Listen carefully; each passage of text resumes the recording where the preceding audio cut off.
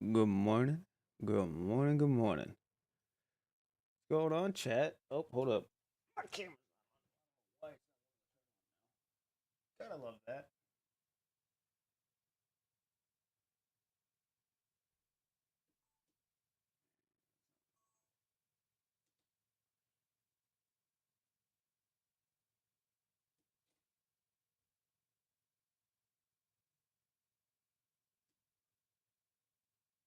Um,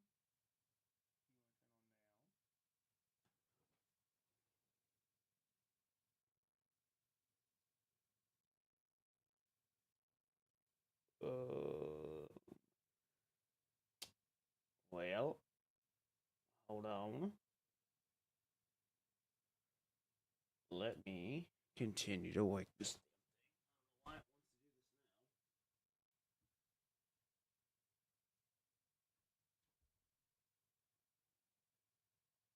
There we go.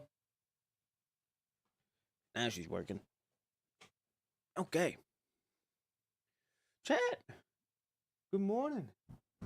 Good morning. Good morning. Good morning.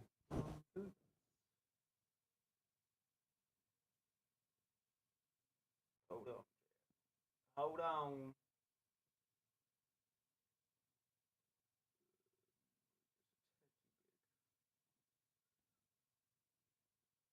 And there we go. Now we're chilling. Okay. And let me fix this too.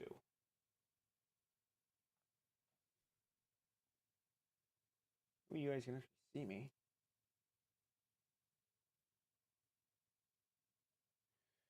And bring that up just here. Boom. Perfecto. Okay. Good morning. Good morning. Good morning. Good morning. I know I'm a tad late. Just a tad. I was getting some things set up and then I lost track of time. That's on me. That's on me. But I hope you guys are having a good morning, a good evening, and a good afternoon. We are going to be continuing on with episode 5 of of the Floating Record, Sands of Wrath. Also, my short film is out now. Short film is out now. It's a little bit longer than my usual ones, but I think that's kind of gonna have to be the norm, just because of everything that's been happening in the story. So I have to be able to I have to make it somewhat short, but at the same time, make it enough to where the Commandant, which is us, hit the points of us being in the story long enough to know, like, oh, okay, something's going on in the story. That's why. So it's a good one. I here's the thing. Even if the videos don't do good, I am myself proud of them because one, I started it, two, I finished it, and three, um, I'm able to sit back and look at the video and watch the full video in full and be able to just smile and be like, "Damn, I did that. I really did that." So it makes me very happy knowing that um that I'm doing it and that I'm making it work. I'm just beyond grateful for it, and I couldn't be happier for it. We're gonna find that, and that should be fine.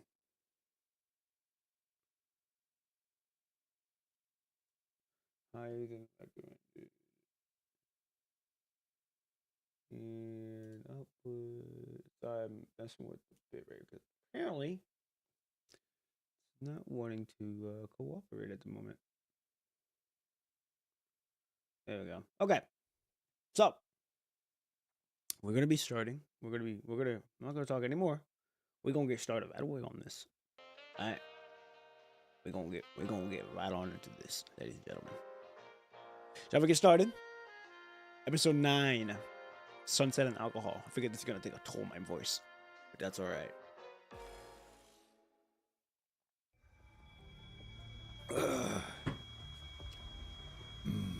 this is weird. The terminal suddenly emits a lot of noise. Noctis recalls that he is fiddling with it in the morning. Hello, Commandant? Can you hear me? Hope I didn't break it. That one lucky. Noctis is feeling rather gloomy due to the faulty terminal and having no progress in his investigation. Still, his alertness is unaffected. A group of people is coming at him. Oh, how convenient. Just when I'm in a bad mood, there are sandbags coming my way. Oh, yeah. Okay. Now, I think from what... Whoa. Is this a cutscene? It is. Oh, and voice acting, too. Oh, the music, bruh.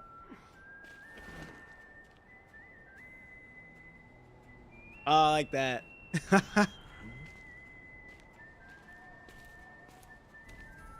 Oh, and the sound effects go up a little bit more, too. Nice, dude. Hey, where are you going, huh? Picking a fight? Dude. Yeah, he got the... Oh! What the... What the fuck?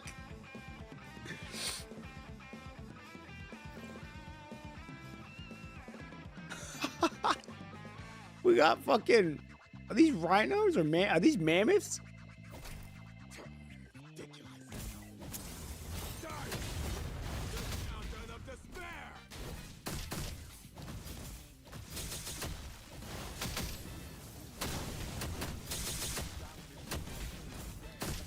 What the fuck is happening? We go from watching these people with shit talking to just get run over by a mammoth. That is fucking funny. Ooh! I need to be able to... Come on, fucking... God damn it, dodge right. There we go, that's what I wanted.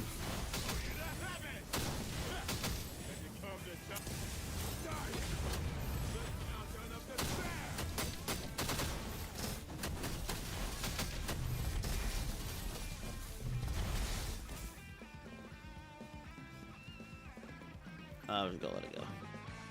Good thing I didn't attack it. It was just hungry. It was just a little hungry. Oh my, that's a big one.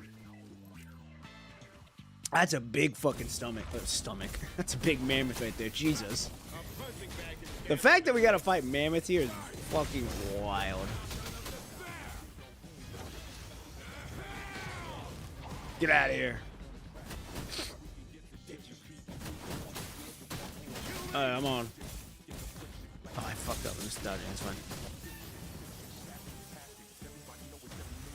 Ugh.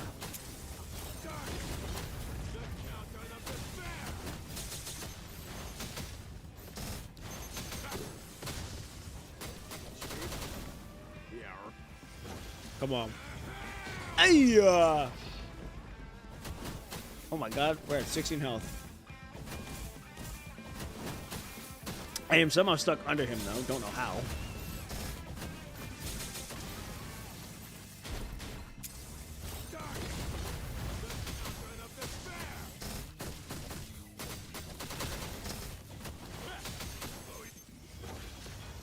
Oh, he's doing now.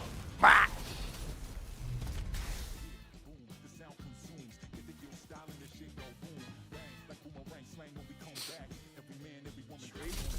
Oh, it's a vigilant. Oh!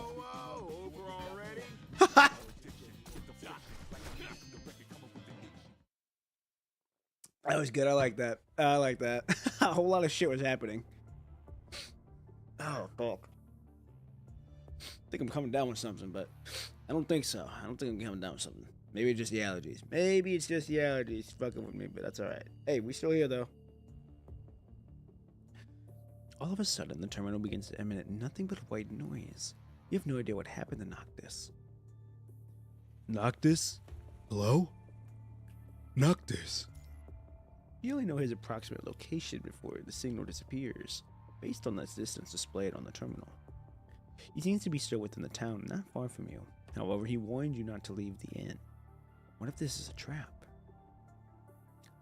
It seems that there's some trouble in town. Well, I was just about to go check it out now. He points at you and leaves the room. Come with us. You won't find that red-haired construct, don't you? Moving with Max would indeed be safer, but as the mayor, Max himself cannot be trusted entirely. What? Scared I might kill you? No. I'll go with you, Max. Good.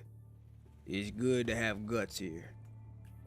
Max stops and takes a puff on a cigar. And just call me Mayor.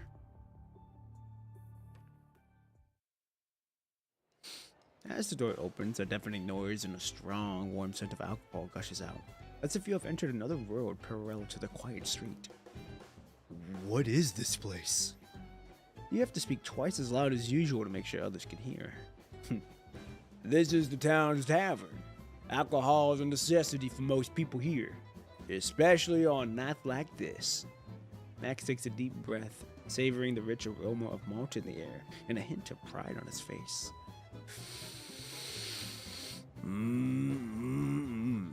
Smells like another good year. Alcohol. Although there are also alcohol beverages in Babylonia, they are essentially regulated items under strict control. Yet here they are, sold like a common commodity. Dude, that's fucking nice. Not to mention that using naturally produced food rather than synthetic food to brew drinks is, in a sense, quite extravagant. This is the golden blood of New Oakley.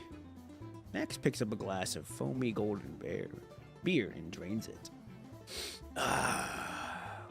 Nowhere near as polished as wine, or as mellow as sake. Beer is just a simple beverage of joy and freedom. Oh hell yeah, we for sure in the West if we drinking the beer like that. That's fucking funny. Would you like to grab a drink? No thanks, I'm still on a mission. You're too stiff, Commandant. Perhaps you should learn from him and try not to think too much. Yahoo! Yahoo! Just then, you hear enthusiastic shouts and cheers from a crowded corner of a tavern. You know what? I fought tons of those edible creatures in that bloody forest. Didn't take more than a punch to finish them off. What's more, I was fighting them while protecting the Grey Raven Commandant. It's so incredible! Awesome! Fuck, man, you're so fucking cool! Oh, hey! Look at the Commandant I was talking about has arrived. Over here. Noctis? When you made your way through the crowd and taken a good look through the faint, smoky light, you see Noctis. Towering over everyone else, he is waving hard this way. The red on his face suggested he had alcohol-flavored electrolyte, and that's something you never knew they made here. Oh, God. Hey, Noctis. Had you had a little too much to drink? Actually, he only had to drink a little. Oh, so he's lightweight like me. Yeah, I'm not gonna lie to you, I'm a lightweight. But I don't drink beer that often either. So I only drink it maybe like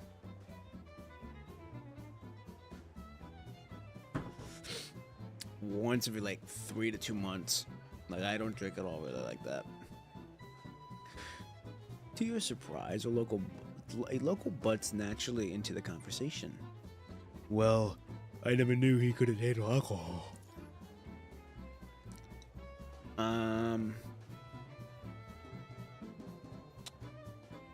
Shh! Fuck! Are you out of your mind? Remember how he jumped off the head of that stupid asshole that made fun of me 10 minutes ago? You're glad that Noctis didn't seem to hear what has been said about him.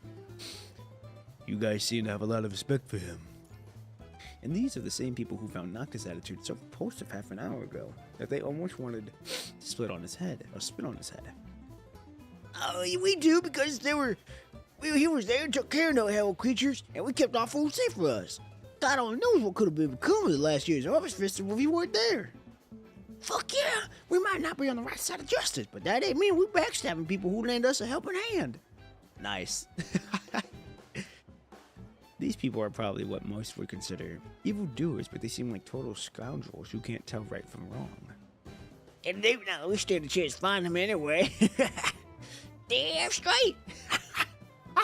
Dude, I like the writing in his fucking. Hey, dude! Nice, dog. And we got the beer right here, knowing that I got one. Dude. Dude, I'm not gonna lie, the live 2Ds are just getting better and better. Like, they're getting more detailed, they're getting more colorful. Like, you can tell they're really putting time into it. Hey, come down. What you doing over there? Come over here already. What do you want? People shove you up toward Noctis. Standing in front of him now, you see that he isn't just standing on a chair. He now stands on a leg on a table.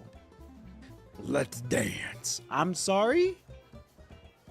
Dance. Is it right here? Doesn't matter how long, as long as we enjoy ourselves. Come on. In the swaying glow of lights, Noctis holds his hand out with you with a smile. You suddenly remember what Max said. This town is a place where one doesn't need to think too much before they act. Yeah, here we go. With a moment's hesitation, you grab Noctis' hand, which pulls you right up to the table before you know what happened. People around the table burst out shouting and laughing, which eases up the awkward mood. Still, you have absolutely no idea what you're supposed to do next. Ready to spice things up with some breakdance? Oh, hey, we gonna get down on it. Are you for real? Come on, don't be shy.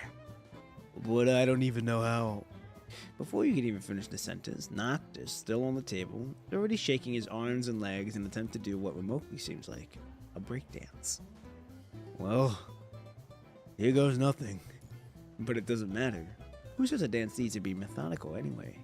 Your moves might not be quite up to snuff, but it doesn't really matter as long as you enjoy every moment of it. Hey, let's get up there too. Fuck yeah, let's do this. With it, more drunks get on the table after Noctis starts dancing away at the music. That's fucking funny, dude. That's awesome. When you pick the last drop of a bottle up from the floor and pass it to the tavern's owner, you cast a look at the window and see a hint of light just around the horizon.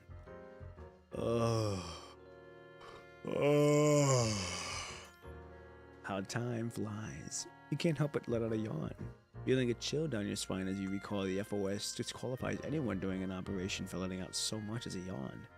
What? You can't let out a yawn because it disqualifies anyone during an operation? That's fucking wild. On the floor now, however, lie a bunch of people, including Noctis, and arms and legs sprawling out in every which way. Jeez, look at this guy. He's only been in town for a day and he's already acting like he's been living here all his life. Wouldn't have any doubt even if you had told me he was from here. So, how do you like this place so far, Commandant? I just never saw myself breakdance on a table. Well, that's life for you. Qui sera sera. And like I said before, you'll need a job if you want to stay here and to look into that guy by the name of Damon. Says Max as he nods at the tavern's owner, who reciprocates the gesture with a friendly smile. Probably a good idea for y'all to get yourselves a job here. I'm sure they could use a few extra hands during the harvest festival. Well, a commandant is all I've ever learned how to be. I ain't gonna lie, I know how to serve. So I've done serving jobs before, and this ain't nothing new to me. But it seems like you will have to leave that aside for now. But I guess I wouldn't mind giving a try working here. And as for the construct that goes wherever you go, he fights like a real champ. So let's take him down to the fan, have him keep the town safe. Van? That's my son. He works as the town sheriff. Said he won't keep the town safe and all. Think he might just be able to help y'all if y'all want to look into something. That's if y'all want to, though, of course. Of course. Now then, here comes your first task. Get these drunk bastards out of here. With it, Max turns around and leaves. The tavern's owner, on the other hand, rolls up his sleeves and reveals legs with bulging muscles. Hey! Butler got some shit on him! A physique that hardly benefits his appearance. Single-handedly, he picks up one of the guys on the floor and flings him out the door. Hey, you gotta... That's fucking funny, dude. That's awesome. Tavern owner, no, he not... Oh, dude, man, that's fucking funny. Literally just picks the man up, throws him out the door. He's like, all right, roll my sleeves up some more. Let's get this done. Why am I even here? That's fucking funny, dude. Alright, here we go. Episode 10, Dead or Alive. Meanwhile, at Oasis.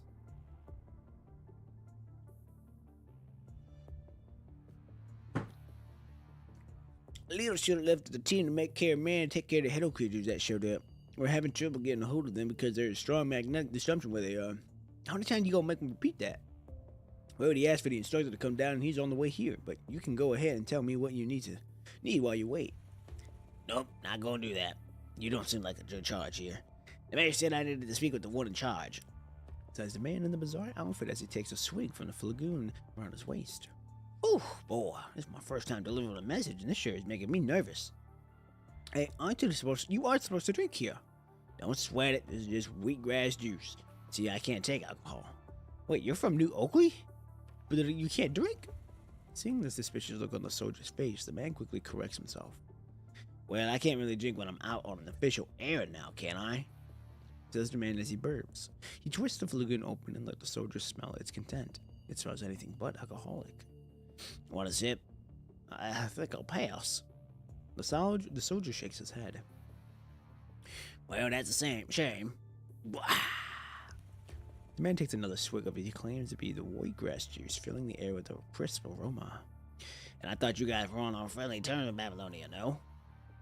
Heard from some guys from out of town that you've worked together a few times but taken some loss. Most of the guys that they send down from Babylonia are constructs and are good to go again with some quick fixes, but they ain't gonna fly with you human soldiers, no? Have they ever treated you people at all? Or did they just go puff when they're done with the business? We'd have to still go and help with these people, even Babylonia's help. So I'd stop sticking my nose into people's now if I were you. The soldier clutches his gun, and so as he does so, he can seem to feel the heat coming from the blood-tainted name tag in his pocket. Ah, come on, man, chill. I was just saying. Say, where's that guy I'm supposed to talk to? He's still on his way? I'm right here. How can I help you today? Oh, yeah. A steady, calm voice comes from behind the man. A soldier standing behind him salutes the person behind him. Sir Pollard! I heard we had a friendly hailing from New Oakley. Ready to share some intel with us? After saluting the soldier, Ballard turns around to face the man. I'm the one in charge of the Forsaken when Watanabe is away, so feel free to talk to me. Feeling intimidated by Ballard's stern demeanor, the man quickly stands upright as he fastens the flagoon on his waist. Yes, I came to share some very important intel with you. Are you sure about that? After hearing what the man from New Oakley had to say, everyone looks dumbfoundedly at him. I swear to God, I'm not lying. The commandant who shared the intel with me seemed important enough. Okay, so it's a commandant. Don't know which commandant, but it's a commandant. Based on the way that anger construct followed that commandant's orders, there's no way the commandant is here to defect us, right? You were saying Babylonia is trying to add New Oak. Oh, okay. So this is us. Okay. Now I thought he was talking about someone else. But now we know it's me. It's a whole bunch of nonsense. Are they seriously gonna fight for this land on Earth now that they abandoned Earth and left us to suffer? They've taken a long way since the Great Evacuation, though. At least they seem willing to work together now. Come on, son. We ain't even born in the Great Evacuation. What's happening?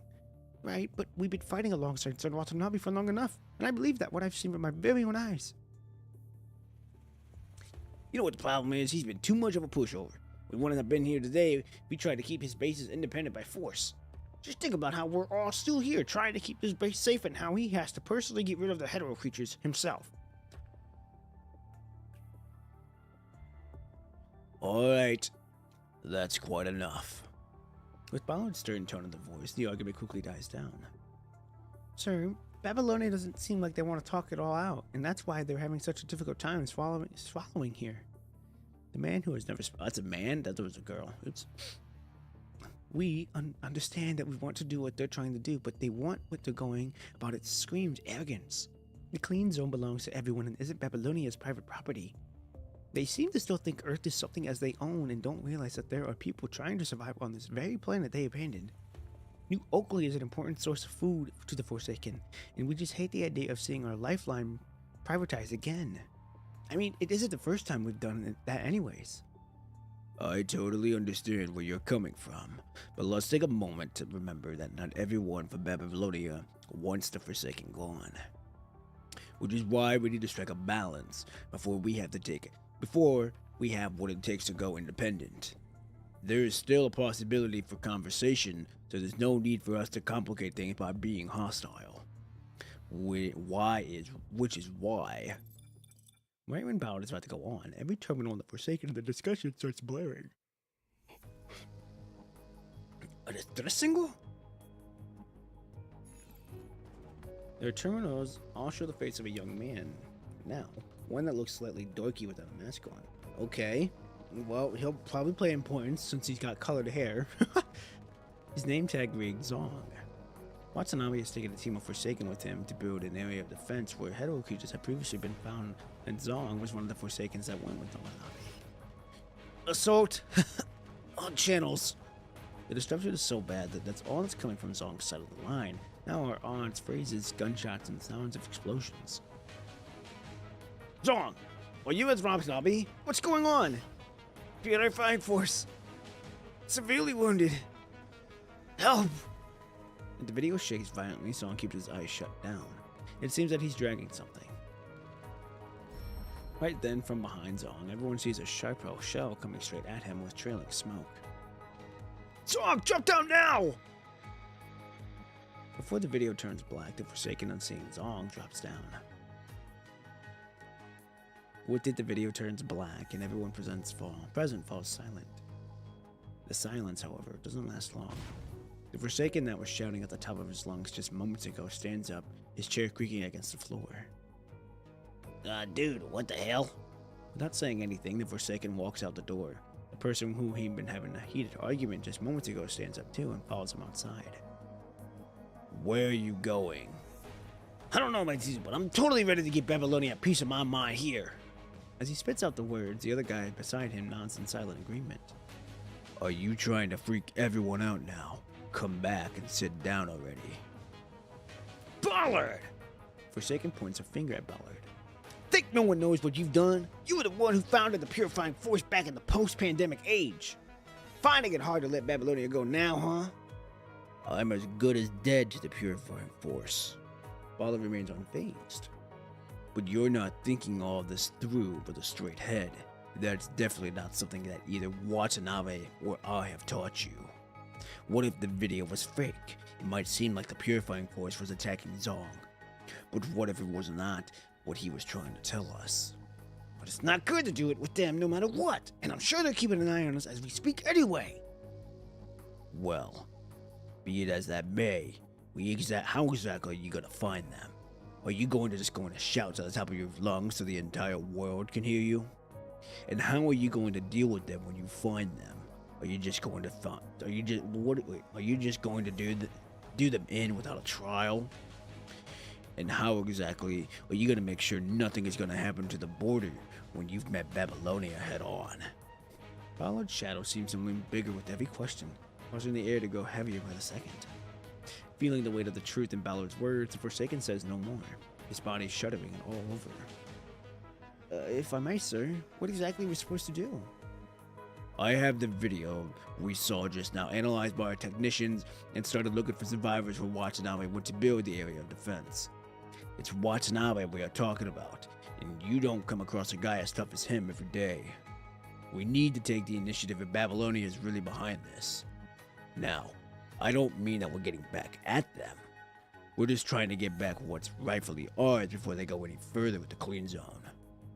Be it getting them to do what we say or going against them, we'll first need to get our hands on a few trump cards. We'll need these trump cards to either ask them to spill the beans about Watanabe, or ask them to save him. I don't think Sir Watanabe would have agreed with this had he been here. But I think most people here will agree if this is something we have to do to save him. Right. Now then, we need to come up with a plan first. As for our friend from New Oakley, Pollard cast a look at the man who's trying to sneak out quietly. Well, I thought it was already done here. Guess we'll need you to stay here just a bit longer. Well, sure then. The man is about to say no, but quickly decides that he really isn't in a position to do so, given how severely outnumbered he is. As the other people look the other way, the reserve Forsaken stops shaking his head. Interesting. Alright, here we go. Episode 11, Harvest Festival. Hey, Commandant, give me the usual thing. A glass of ice water. The guy comes here every day and orders nothing but a glass of ice water. Sorry, but we don't serve ice water today. You whip out a sign and put it on the bar counter that reads no free ice water during the Harvest Festival. Wait, seriously? Right when the man's head droops with disappointment, you put a glass of alcohol-flavored Electrolyte in front of him. Wait, I didn't order this, did I? It's on the house. I knew you were a cool person right from the start.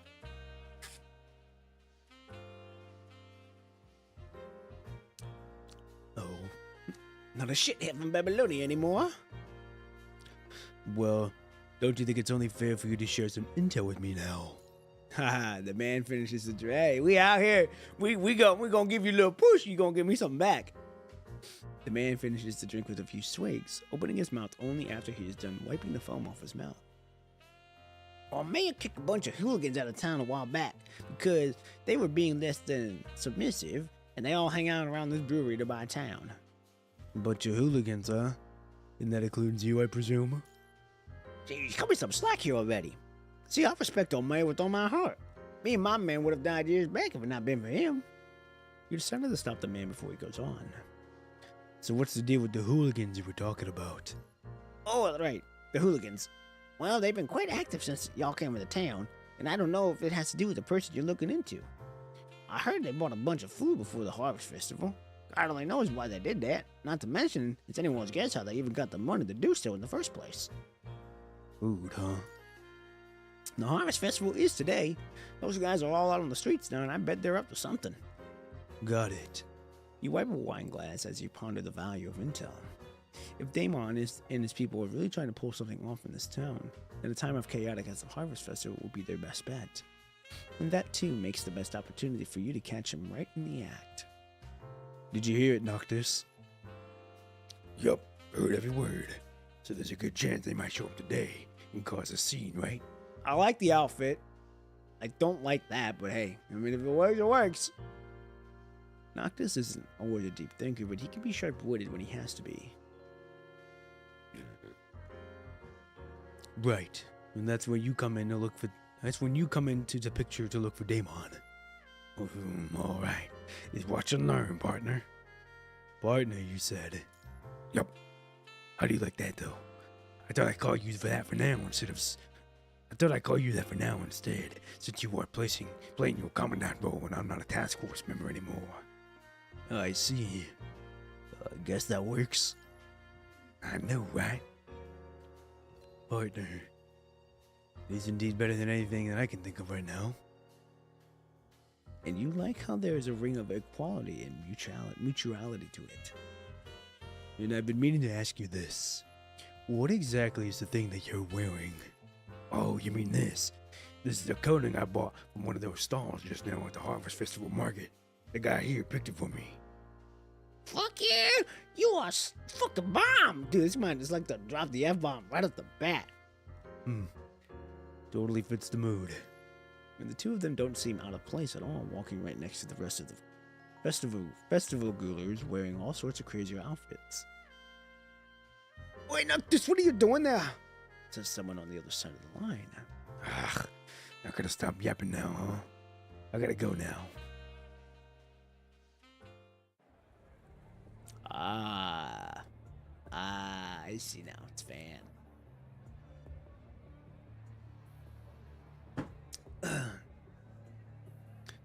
Look, You know where the door is if you want to show yourself out now. Huh? Look, smartass, you ain't my boss. I'm just here to get my job done. Ever since that time when Noctis protected the townspeople from the Hero creatures had shown up out of nowhere, Noctis has been working with Fawn, his town sheriff, to keep the town safe. Because you take orders from no one but the Commandant, huh? That's how things work in Babylonia, I presume? I take orders from no one. I do, however, take requests from partners, though. Noctis greets the old lady enthusiastically as he passes her by. He takes a bite out of the fruit she insists on giving him. But look who's talking now. How do you like all the orders you need to take from your old man? At the mention of his father, Fawn grows upset and shoots the fruit in Noctis' hand, a disgusted look. I have nothing to do with that man, but we butt heads whenever we see each other. And the only reason I decided to become this town sheriff is...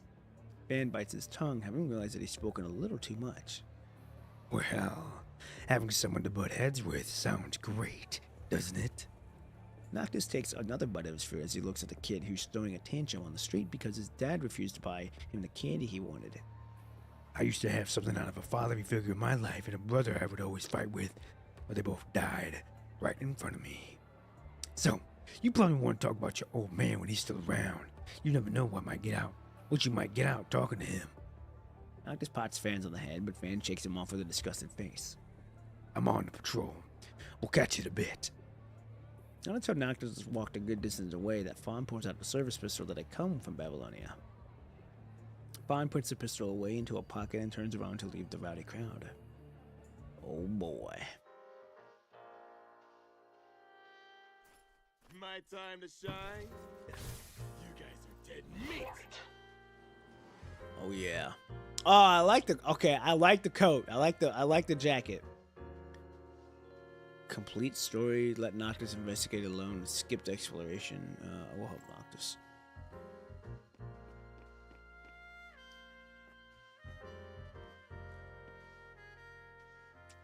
Oh, someone died? Hold on, what? Oh, didn't get to read it.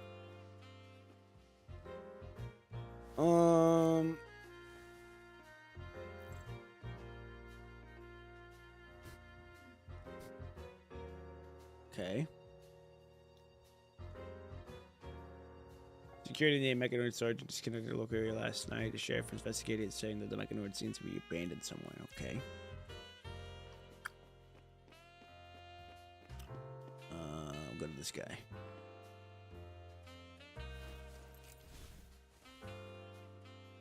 Wait, what? What the fuck?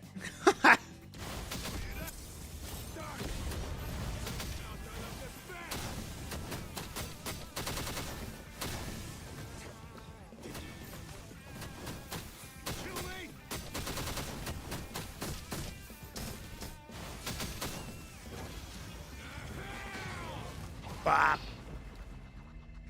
Nice. Okay, oh, there's still one left. A punching bag can stand more than you. We'll save that, because I ain't gonna use it now.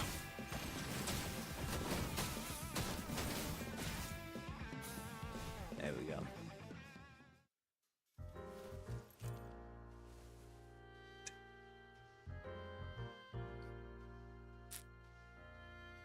Saw the sheriff with an unknown construct last night throwing out garbage. I didn't think much because I was just sleepy. But looking back, I wonder why the sheriff was with an unknown construct. Okay.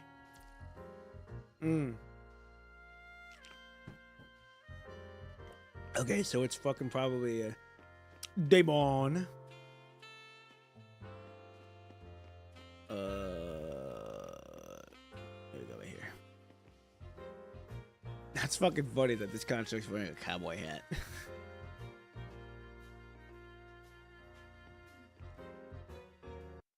Stand up, pistol, walking away, playing back to patrol on April. Okay, so we get to play back on this.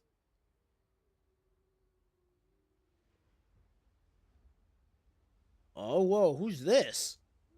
Whoa, holy shit! Whoa! Oh my god, what the holy shit! Whoa!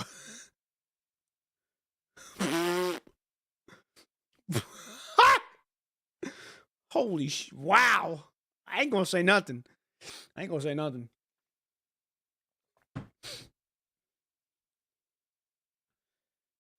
Seems to be an assassin.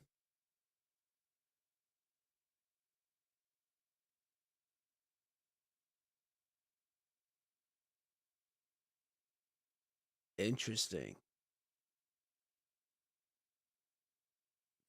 Wow. Very interesting.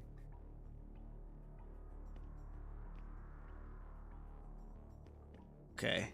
Oh, we're nighttime now. Oh, hey, mood changed differently now. Something's going on.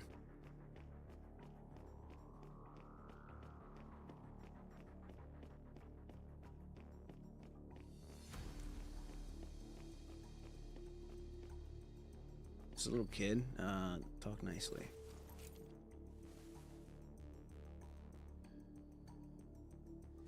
Dressed up as a sheriff of patrol area and B destroyed the security system nearby last night. You just need to follow up according to the plan. They don't lose it. Email copy that tomorrow. XPM on the harvest was our team in the air carried the equipment plan. We need to turn on this. Okay. So their plan's already in motion right now. This is going on. If this is happening. Simons, Todd. Okay.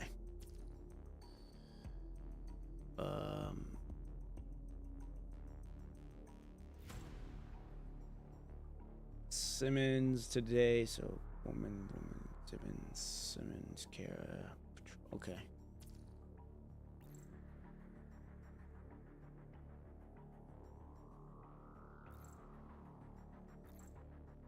Sergeant disconnected from the local network area last night. I think it was garbage. It was thrown at the garbage area. So it's garbage area, garbage area. Garbage area, garbage area, garbage area, garbage area, garbage area. I don't know if it was a shopping area. We're going to assume it's the no, it can't be Mayor's backyard. Well,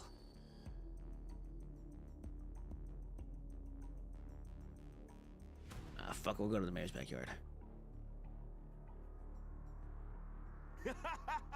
I can't believe you really dressed as a woman.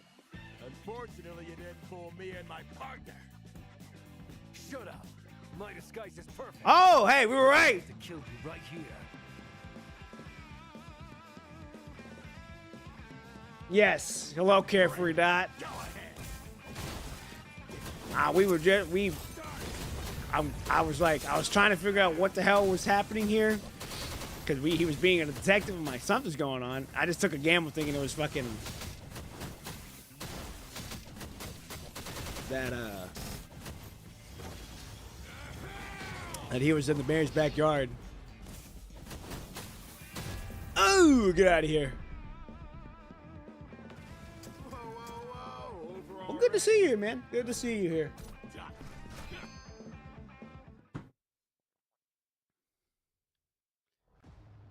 Why? Why? Stand away from me. In the dark corner, a hand can be seen lifting Damien off the ground against the wall. Oh my. This boy looks scared. And this boy looks like he's having fun. Come on, what's the matter? Thought you were quick on your feet. Damon tries, but to no avail. You lousy son of a... Let go! My apologies, but I never let my prey go.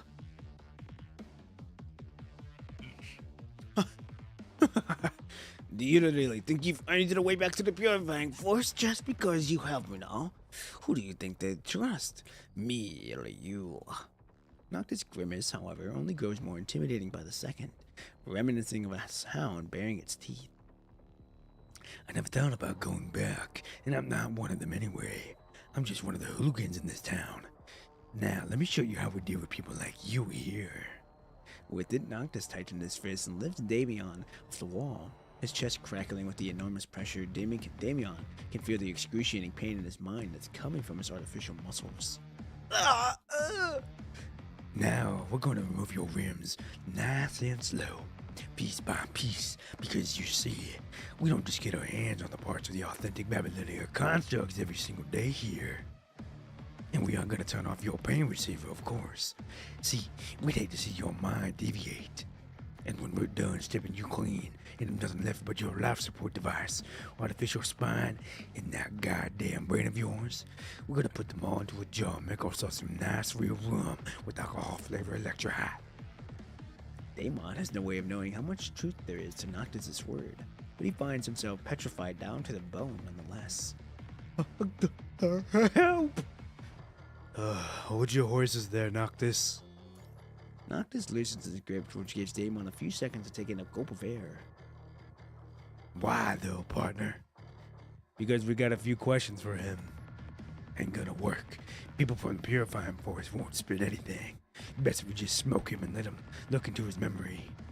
When he's done talking, Noctis lifts Damon up against the wall again, with so much force that Damon is literally shaking into the wall, or sinking into the wall. Wait! Don't kill me! I'll tell you everything you want to know! In a moment of panic, Damon completely forgets that a construct's memory remains inaccessible without clearance of a construct's commandant, and the Purifying Force needs an authorization from Nikolai himself. Well then, let's start with this one. Who are you exactly? I'm a Forsaken. A Forsaken? Do you have any proof? In the left pocket of my coat. Noctis pulls out a badge in his pocket, something he has seen before when he paid Forsaken a visit. Did Watanabe send you here? Watanabe? No, I don't take orders from that son of a... Who exactly sent you here then? Can't be this General Simo that you're talking about, no? Spot on. Although I have no idea who he is exactly, all that I know is that he's one of the leading resistance against Babylonia. I'm assuming that General Simo is Ballard. Wow, sounds like one hell of a hotshot. Where is this General Simo then? Noctis throws a punch at the wall behind Noctis, which instantly shatters the wall into pieces. Ah! What are you trying to do in this town? It just in a few days. How many days or a few days? 3 In 3 days, we'll be spearheading an attack on the town with hello creatures, and then... Damon stops cold with a bizarre, long geel that sounds emanating from his mouth. Boy, look at you go there. Really had us going. Guess we'll have to do this the hard way then. Noctis is about to tighten his hand again when he notices that Damon doesn't seem quite right. Hey. Oh, he's getting ready to malfunction. Pure red blood, or pure red vital fluid seems like blood, gushes out of Damon's mouth as he opens and closes. Noctis, what the hell? Hey, I didn't do this. Noctis starts checking for open wounds on Damon, and his vitality takes a nosedive. Wait, this guy isn't injured. He's poisoned. Poisoned? You've never heard of any poison that works on constructs, and you didn't even see anyone poison Damon to begin with. Suddenly, Noctis lets go of Damon and rushes out the alley, apparently having recalled something. Noctis, where are you going? Something happened then. Nigel. Oh, is he alive?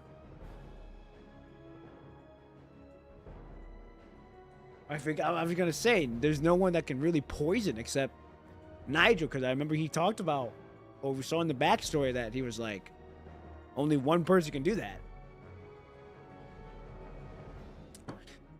With no one in sight, Noctis shouts into the air. Show your face now! Noctis, calm down already. I can't. That son of a gun just poisoned the guy back there, and he's still gotta be around now.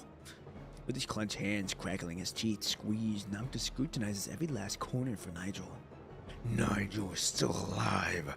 I totally knew that, and he just murdered a person right under my nose. What Noctis is doing now is making himself wildly skeptical if Nigel is actually around. You're making yourself completely defenseless, Noctis. Let's get out of here first. No, he's gotta be somewhere around. I'm not leaving until he shows up. Noctis! I need you to trust me here. Partner. Letting out a growl of fury, Noctis walks away. When Noctis is completely out of sight, a figure walks out of the corner where the light of the campfire can't reach. Woohoo! Oh shit! He alive! That's fucking wild. I gotta say, out of all the male character designs, I like this one a lot. The glasses, white hair, little coat on the side, and all that. Yeah, dude, this fits it really well. And he has a mark right here that's not purifying force anymore. That's interesting.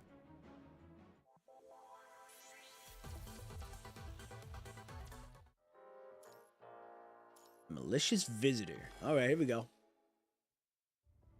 If the general is bothered, then Nigel sucks at betrayal and Noctis sucks. No, Noctis sucks killing. Yes, yes. Noctis didn't do the job.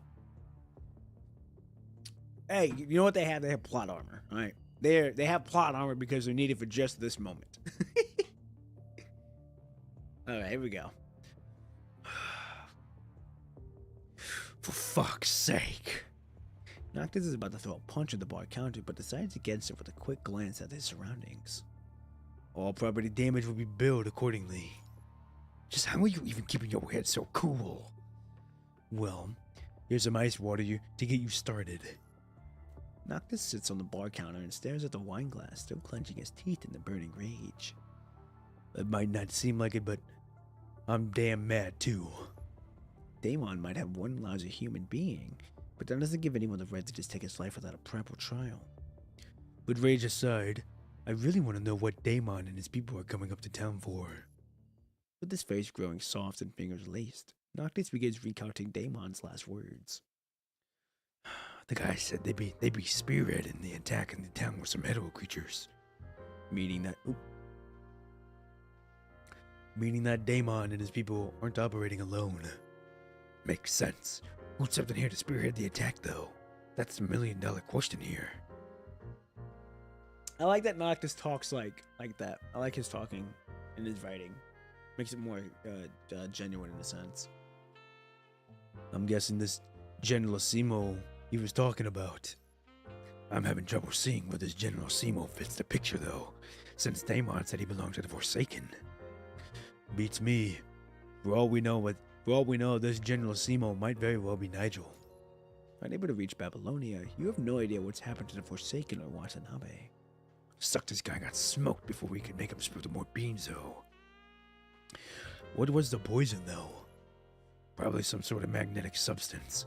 That's something Nigel would inject into his targets with his weapons. Once inside the target's body, he can cause a cardiac arrest if the target is a human, or paralyze the target's mind if they are a construct, which kills him eventually. And that's how he managed to smoke his targets even if the attack itself isn't fatal. Sounds like one hell of a man. And that's an imaginable gift that has turned formidable now that he is no longer a friend. I was gonna say, once turned friend, now enemy. Very powerful friend, now very powerful enemy.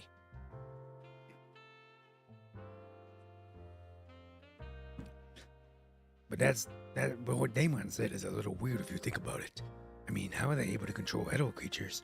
Either one, he's an agent or he's an ascendant. No, I think he has to be an agent to control the hetero creatures now. No. He's either an ascendant or an agent, one of the two. Did anything catch your eye when you fought them? Well, one thing did strike me as weird. The elephant-like hetero creature that I fought was pretty docile and weren't super combative. They were super particular about their food, though.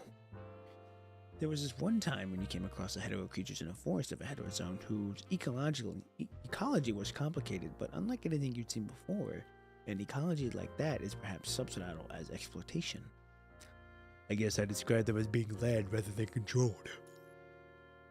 Like what I did with them using weed, right? And if that's the case, all you need to do is keep the town safe from an attack now is to either drive the hetero creatures away, or bait them into leaving before they got here. If done right, you'll be able to hold the hetero creatures at bay without Babylonia's help. We just gotta figure out where they keep those hetero creatures hidden now. Remember those hooligans that, hey, stop judging a book by its cover. I know that's probably what the kids seem like, but they've never done anything morally condemnable. They're wreaking havoc on the town is simply out of question. Hey, who says I'm talking about those followers of yours? Oh, you mean those underlings that hang around Daemon? Oh, I like that. I like that he was having their back. I like that. That's nice. That is a nice subtle touch. Damon's hooligans hang around a deserted brewery nearby town, according to one of Noctis's followers. And that all the food they brought before the harvest festival is probably what they're using to lead the Hero creatures. There's a good chance they're operating out of the brewery. Well, we know where they are now, so I say we go bust them. Looking ready to get the show on the road, Noctis hops up the chair. I think we should probably try getting in touch with the mayor before. I just tried that and wasn't able to reach out to him or that snobby son of his. You're surprised that Noctis tried to reach out to the people instead of jumping to the gun. What are you laughing at? I just find you kind of reliable now. You don't say. But I guess I've grown used to how 21 and Vera roll around after spending all this time working with them. But there's just me now. And you, of course, partner. And I can't but want to ask. Do you really think we can pull this off? No doubt about it at all. I mean, since we're part of this town now. Well, I guess I'll pay the brewery a visit on my own then. They'll have a harder time spotting me that way. But I want you to promise me this. Promise you what? Since you're just here to stop them from attacking the town, I want you to promise me that you'll avoid confronting them head on while you're there. Right. Of course. And if Nigel shows up too, of course. Alright, fine. Totally got it. I promise you I'm not gonna lay a finger on them even if Nigel shows up. Noctis' fingers pops a few times before he puts his clenched hand up against his chest. You can tell he's trying his best not to lose his cool. Oh yeah! Man, me and Noctis, I'm not gonna lie, I think me and Noctis have that chemistry almost like me and Lee do. Alright? This man, we can read each other's thoughts already. I have every faith in you. Noctis looks taken aback, but quickly nods as he punches your hand back ever so lightly with a fist. A smile blooms across his face. I've got this, partner. And there's just one more thing. What is it? You run your eye over Noctis, but he doesn't seem to pick up the hint.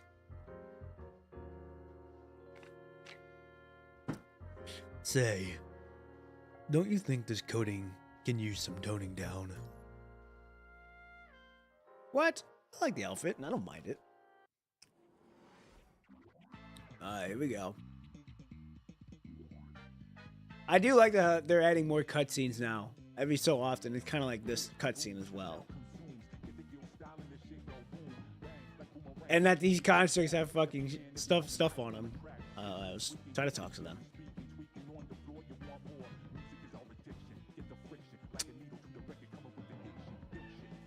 I don't know if he's gonna be with Suede.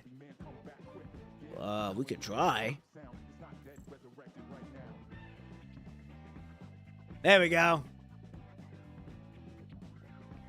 Okay. Looks like it worked.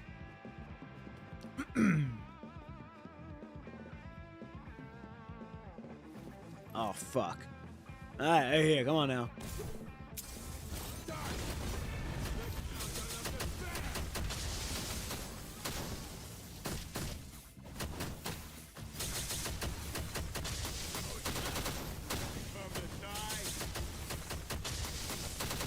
I think I'm finally starting to get his moveset now.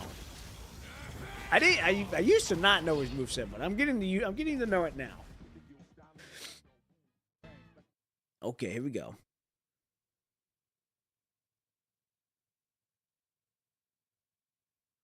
I would not be surprised if we see Naito here.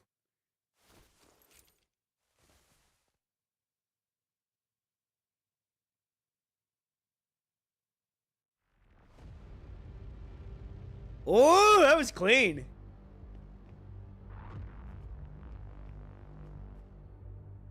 Shadow lurking in the darkness. I'm gonna paste thing. Okay. Oh! Whoo! Ew, you almost caught me lacking.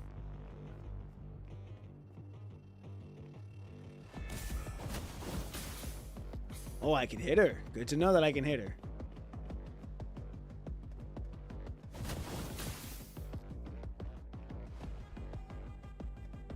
Okay, so let's hit the door. We gotta find the switch. Get out of here. Oh! What the? Well, that was interesting. Can I not press it? Oh, I gotta destroy these people left. Hold on. Come on.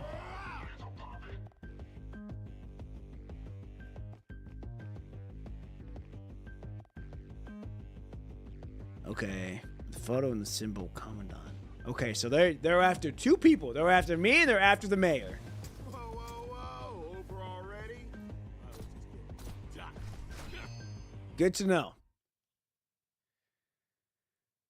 You fell out of contact with Noctis from a single disruption when he entered the deserted brewery, and you can't help but worry for him. But having been assigned the job of bartender, you know that you should probably focus on what's at hand here. Lucky we haven't gotten too busy yet. This bar becomes packed with people around midnight because of the Harvest Festival, and you know that you need to get yourself in the place ready before all the people come. You blow a puff of air at each of the wine glasses you just finished washing, wipe them down with a dry cloth until they glitter, and hang them on the wine glass rack. Seeing your work, you feel accomplished. Think I'm getting better at this. Right then, with the ring that comes from the door, in comes in the night's first customer. Most of the tavern's regular make a beeline straight for the bar counter as soon as they come in through the door. This particular customer, however, walks slowly with a light tap on the floor. How are you doing today? Apparently, having noticed the seats of the counter, they walk up in this way and pick a seat to sit on.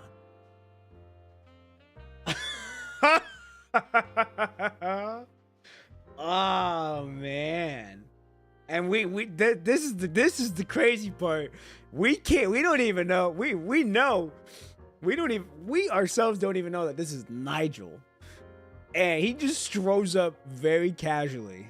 That is fucking wild. Wow. Dude, this is probably one of my favorite floating records so far. This is probably one of my favorite ones. Man, this one's good. This one's good. My apologies, but I can't see anything. Through the faint light, you now see that he's wearing sunglasses, behind which sits a pair of dark, lifeless eyes, sending a chill down your spine. Anything you would like to get yourself started with? Anything will do. Guess I'll go with whatever you make, says the man with a polite smile. At the same time, you find his smile menacing in a way you can't quite place. Cooked? Yeah. Let's just hope he doesn't do anything to us. You know that this is probably a false alarm, but you can't seem to shake it off. You're a construct, I presume. Can I get you some alcohol-flavored electrolyte then? Well, sure. You pull out a bottle and a low-alcohol flavored electrolyte from the rack and pour the golden aroma liquid into a glass. You go, sir.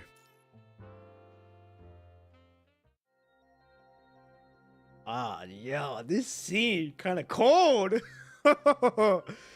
This scene's kind of nice though, dude. This is cool. We kind of get to see the whole picture of like he's calm on the outside, but what's the intention behind the calmness? What's the energy behind the calmness? Like that's the real kicker here, and that's what I like about this scene is like, yeah, this man looks, he looks composed, he looks calm, but it's the energy behind it that sends it off like, oh, you a killer. Thank you. Searching for the glass for a few seconds with his left hand, he finally finds it and grabs it. While at it, his left shoulder cape flutters in the wind, revealing the empty space underneath. Blind with a single arm. Oh, he's only got one arm. You stop cold when it hits you that you might have heard about this person. When you heard about this persona non grata. Nigel? The man, however, has no way of knowing who you really are, and you know that this is your chance to get to talk to him without his guard on, so you can later share what you've learned with Noctis. I gather you're from Babylonia, sir? I used to be. This is nice, dude. This is where we're like, okay, we can get some information. He don't really know who I am for real like that. After a long pause, Nigel starts speaking again. I had come to Earth many times, but our mission locations were the only places I had visited on Earth. And I presume you're here for another mission? Yes. Correct. He picks up the wine glass and instead of to his mouth, he holds the wine glass up to his ear. Not exactly the type of drink your type of drink, I see. I've never had any alcohol. He listens to the liquid circle around the glass as he swirls it. I do have a friend, but he's a real drinker. A friend, huh? The thing, though, is that he can't really hold his drink, but he doesn't give a damn what he does when he gets drunk. And that's a quality he has that I don't. With a barely discernible smile, Nigel chucks the drink in one go. Don't think I'll ever get used to this. He puts the glass down and stands up. One question, before I go. Sure. What is it? What would you differentiate a construct from a human? That's one interesting question. I gotta say. You take as long as you possibly can with wiping the bar counter, all while keeping your eye on Nigel. As a bartender, I guess the difference is that one takes alcohol while the other takes electrolytes. Is that so? Nigel leaves the money for the drink on the table and turns around. Say, how would you answer that question as a commandant from Babylonia, though? Oh, never mind. He done knew who we were from the start. No sooner have you heard the question than you reached your hand into the drawer behind the counter with a service pistol on it. The second later, you feel the pang of excruciating pain coming from your left arm that quickly occupies the left side of your body. You have no idea when you even got hit. You have taken your eye off of him for even a split second this entire time. Your heart sinks with the numbness that quickly spreads across your body. Oh fuck, we're getting ready to go into a heart attack. How in the world did you? Seems like Noctis has told you about me. Send him my way. It's high time we got things settled between us now. And I look forward to hearing your answer to the last question from him. Nigel pushes his sunglasses up and slowly makes his way toward the door. And just a word of advice, there's no way for you and this town's mayor to stop the Generalissimo. Okay, so it's not Ballard then. So this Generalissimo is completely different from who we thought we were. Who we thought he is. Nigel! Nigel's fainting footsteps are the last thing you hear before the world around you slips into darkness. This is all setting up to be the battle of two brothers again. Damn. Golden days. Huh. On the big desk in front of Max lies an open envelope with its letter in hand. This is ridiculous. Max tears the letter into pieces and throws them into the ashtray. With the cigar he just lit up, sets up the pieces aflame, instantly turning them into ashes. Max racks his brain over what he just read about in the letter as fumes of smoke rise from the cigar, all while wishing he could just as easily burn up the mess he had just read about. Oakley, am I getting too old or what? In this drawer, he opens up a yellow photograph of a family of three standing in the middle of a wheat field. They all seem very happy in the picture, so much so that Max can hardly tell the young man looking back at him is the picture is himself. Max snaps back at the knocks coming from the door. People rarely visit him around this time, but he figures it's probably someone he knows, seeing that he didn't get a call from the security downstairs. Come on in. Max closes the drawer and is surprised to see the person coming through the door. Fawn. Max casts Fawn an unceremonious look before returning to all the papers on the table, his cigar hanging from his mouth. Say, why don't you take a day off patrol and just go out and enjoy the festivities? Do you remember how the Harvest Festival came about in the first place, Dad? As he keeps his stare on Fawn, Max puts down the pen. Well, of course. That was when this town had its first big harvest, and your mom was super happy, so we decided to make this day the harvest festival. Right. And she happened to have passed away on that very same day too. Max looks away from Vaughn and once again returns to the papers. People die all the time, especially with the world as it is right now. You could have saved her, though. Max lets out a long sigh at the remark, instantly appealing older beyond his age. That's enough for the day. No, not today. Bond pulls out a service pistol from Babylonia and trains it on Max. Oh boy. And I thought they hated Babylonian guts. Damon and his people have made the deserted brewery outside of his town their temporary gathering place. And the way that is decided to call this town their home, like, hey, what the hell? Infuriated, Damon tries to smack the dust off his outfit. Oh, just how much longer do I need to still be here? Beats me. They've been getting along so well to the people in town that you can't tell they're even from Babylonia. That's something I never saw even coming. We'll need to get rid of them before the Forsaken wreak havoc here. But if that fails, there is another person I'm sure you don't have trouble doing in. Damon shoves his weapon, a service pistol that Babylonia has given to one of all members of his operational forces, into Fawn's hand. So, who's this other person you're talking about? Well, lo and behold, the mayor. Your father, that is. Well, I guess I'll take that as a no. But you didn't say no, though, after hearing you talk about how he killed your mother and all. No, I got this. Fawn takes the pistol and puts it into his pocket.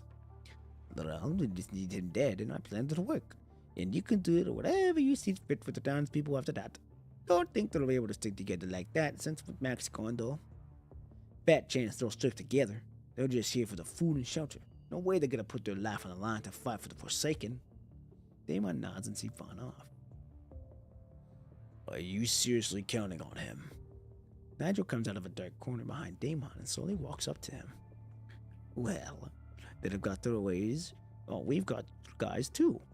See, this guy and us, we're not the same. He's never been killed. Have you ever killed one of your loved ones yourself, then? Sensing provocation from Nigel's tone, Damon shows an irritated look, all while knowing full well that Nigel can't see a thing. Haha, see, I can kill anyone, so as long as the pay is good enough. Not saying another word, Nigel pushes his glasses and walks out the brewery. Hey, don't forget what you need to do. You and the people are supposed to clean up after Fawn if he ever screws up. Damon doesn't know if Nigel hurt him, but he needs to get around his part of playing himself now. Man, what an oddball. Damon checks on the time in his terminal and sees that it's time for him to get changed and blend into the festivities. There is nothing he enjoys more than toying with targets where they can't see him. Looking at the barrel, however, Max remains unfazed. The Forsaken is coming. You need to get out of here now. People can do whatever they see fit, but I'm not leaving. This is my turf. Bond is taken aback at Max's calm but somewhat solemn tone. Keeping the pistol trained on Max, he walks this way. Are you out of your mind? Even if you could stop them, this place is still gonna be destroyed. The place that Mom left with us. Bond presses the gun at Max's head now, unable to keep his hand from shaking. This is your last warning. Leave this town. Or else. But you're wrong. People come and go.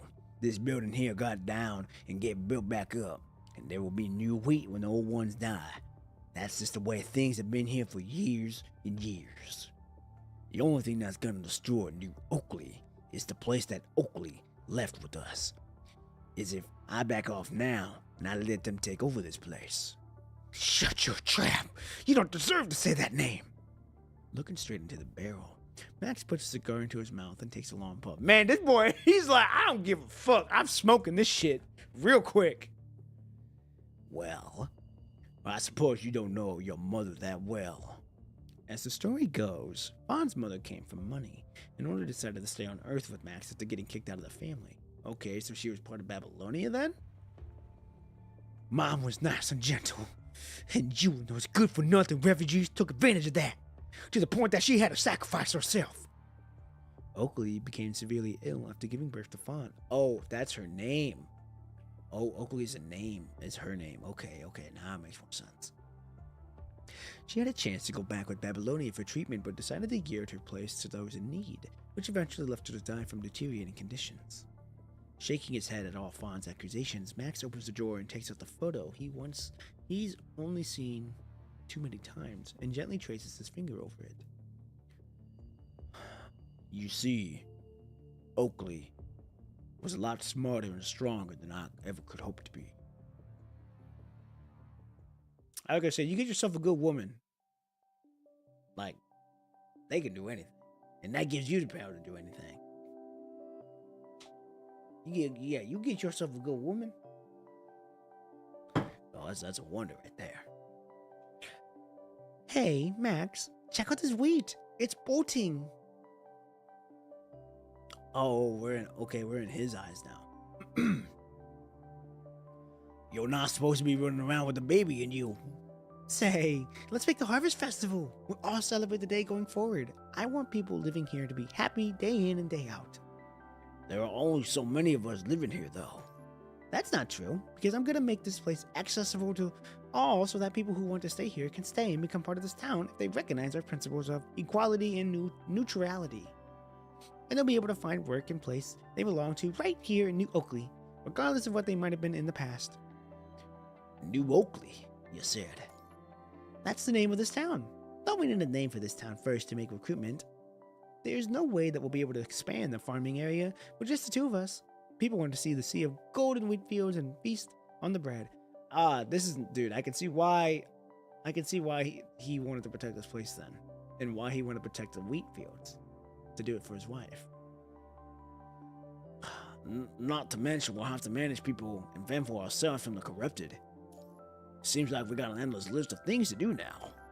It's true that we'll be running into a bunch of problems, but we'll be solving just as many, and I trust you'll be there for me through it all, Max. Oh wait, see this wheat? I'm sure my little town will be able to stick through thick and thin and come out strong just like it. So, what do you say? Are you in this with me? Well, of course. Nice, dude. Oh. Okay, so she was from Babylonia. She was originally from Babylonia. Good to know. I'm not going back to Babylonia, Max. And if you ever try to talk me into doing that... Oh. Oh, shit. Hold on now. Whoa. Don't do anything here. Whoa. Wow. Says Oakley as she turns off the safety of her gun and aims it at the people around her. I'll kill every one of you, and then I'll kill myself. Whoa, easy there with that thing. Holy shit, I think she means business here. But what are you going to do about your... Oakley shakes her head with a weary smile. I might be able to make a full recovery if I go back, except they'll never let me leave, and I'll never be able to see everything and everyone I love again. The idea of death really scares me, Max. I'm an atheist, and I do think that death is the end of all, but the idea of having to leave you, our adorable son, everyone in this town, and the golden sea of wheat from my dream, I don't see how that's any different from just killing me. Oh, Jesus, fuck.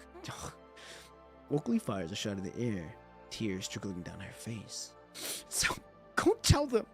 Or tell them I'm not going back to Babylonia, and that there is a decision that Oakley... Norman?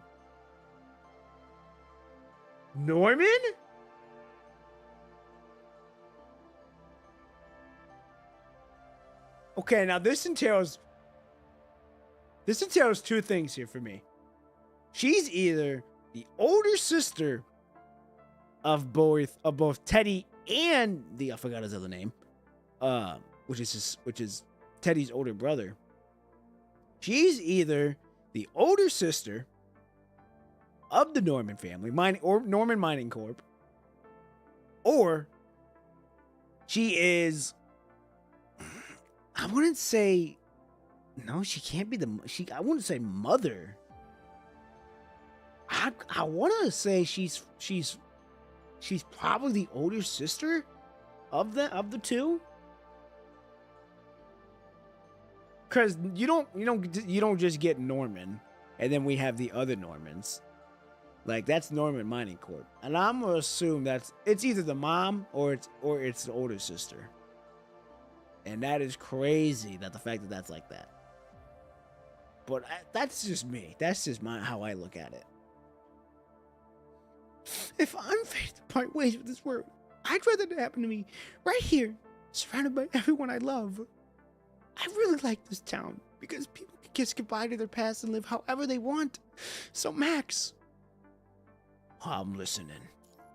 Promise me this, that you'll stand on guard for this place and the people here. And the freedom here. Man, I got you. If that was me, if that was my woman, I'd hold that shit down. She then wobbles a few times before her gun drops to the ground, making a loud thud. Oakley! Doc! Fuck! Doc!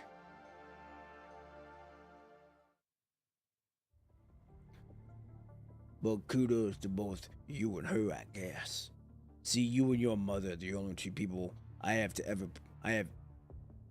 you and your mother are the only two people to have ever pointed a gun at me in my life.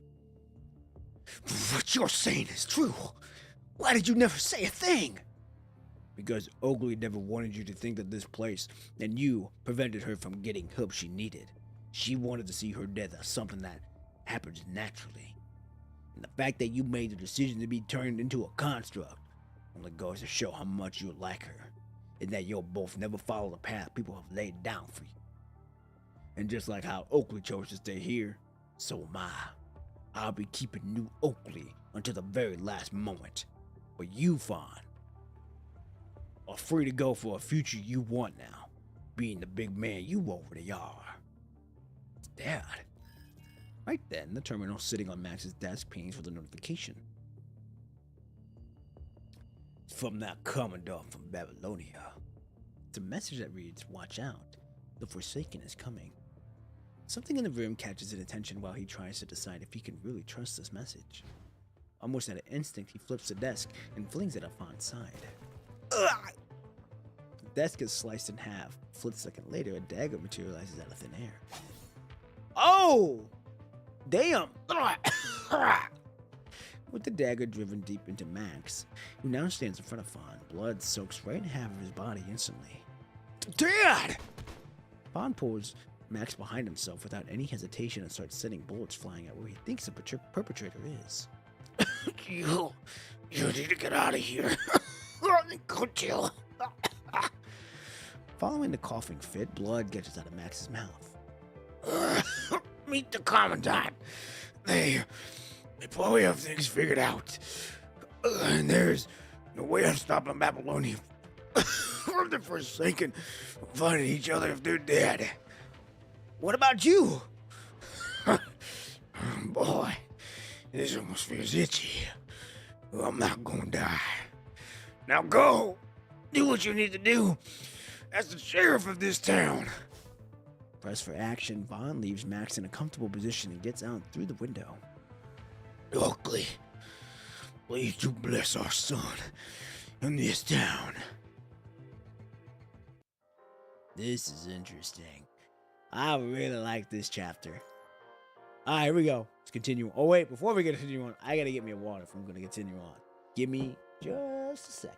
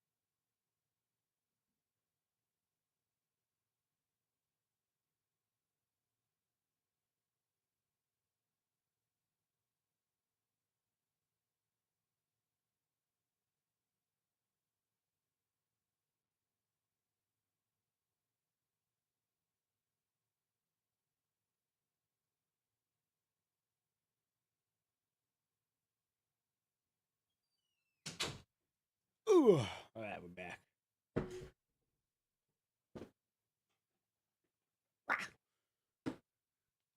Ugh. Chat. Hope everyone's having a good day so far. This I'm enjoying this chapter a lot, and this is like I said, this is probably one of my favorite ones so far. Knowing how like everything's kind of unfolding, and the fact that we're a part of this floating record now, instead of like not being a part of this floating record, it's very nice to see that change of pace. Very nice to see that change of pace. All right, here we go.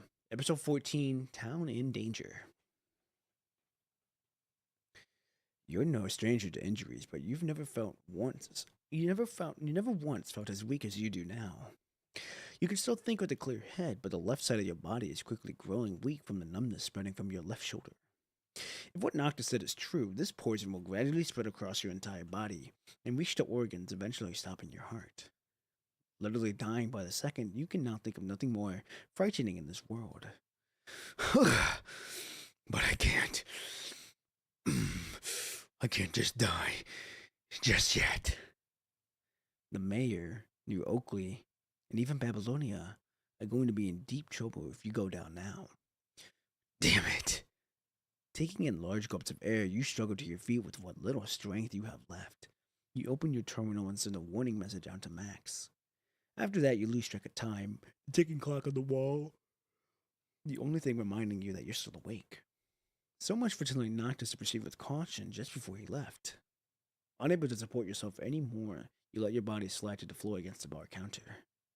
Right at this moment, your thought goes back to when you promised to help him go back to service, and just how devastated he's going to be about your death. Noctis. I'm sorry. Yeah, get yourself together there. All of a sudden, you're back on your feet again with the pole, and you can feel warmth coming from the left side of your body from the person who's holding you. Noctis! Damn it! I totally knew I shouldn't have left you here alone. With his arm, Noctis wipes one of the tables clean of items, making a makeshift grocery. Not exactly a bad wound, and the blood stopped too. So what the hell is...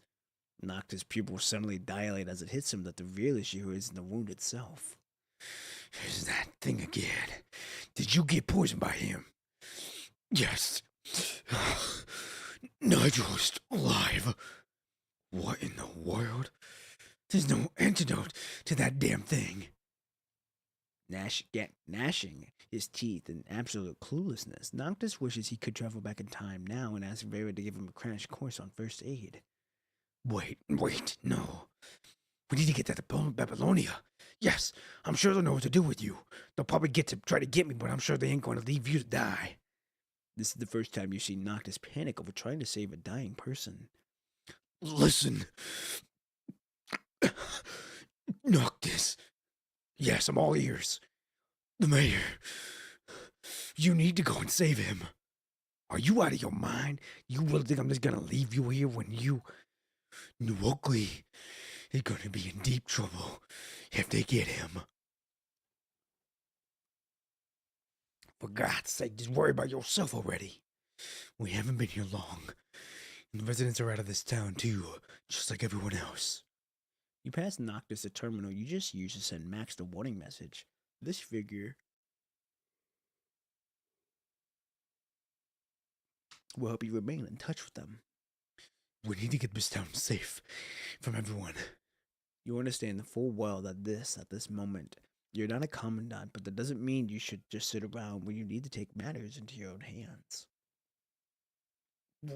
Right, of course.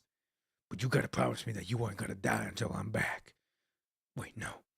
You need to keep hanging in there until when I'm back. I'm just not gonna let you die. Of course, partner. With it, Noctis gently lowers your hand, casting you one last look, when he takes off with a determined run. Oh yeah, we on a mission now.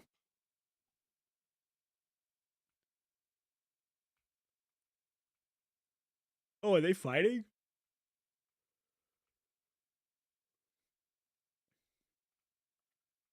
Okay. Dodge the grenade and save Fawn. Whew, whew, whew. We running, we dodging, we running. We running. Okay, Fawn's HP is safe at the moment. Here we go. Yeah, I'm right here. I ain't going nowhere.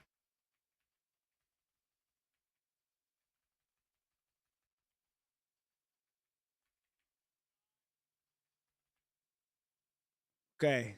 Ooh, get out of here. That's Fawn? Oh, that's fucking funny.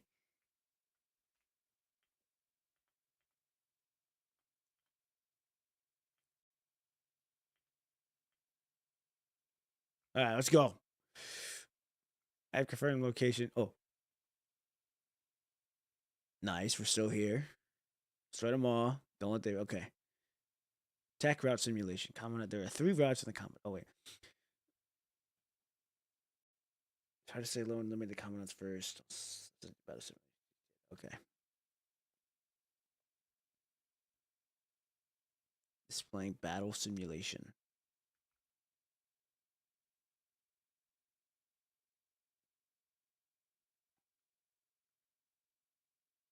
This is not even me moving. What the hell?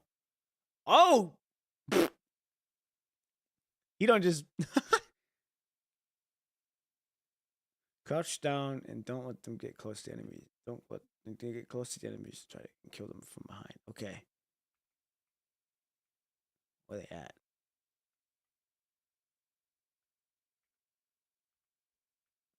So they're over there. Got 3 of them.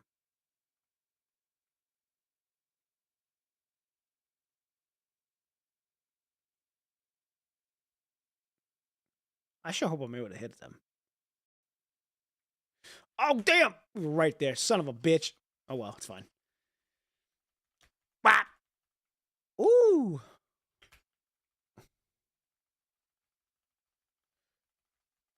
Oh, I can parry them? Nice. Didn't know I could parry.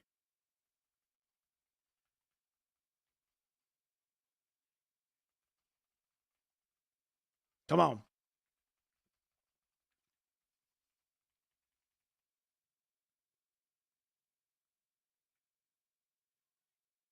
Go to the suitable location, jump up to the roof, and head to the enemy commander. Okay. Can I go up these stairs? I can.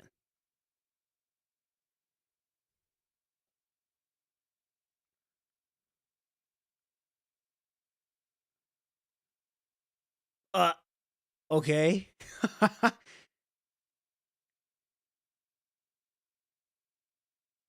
Empty space in front of the left in Mayor's home, Max's house. Okay. So now we're gonna go back to the Mayor's house. Use the telescope to find out where the enemy is going. Oh wow. Huh. This is such a good chapter. They're just implementing a little bit more and more little um hints of quality of life, and that's nice.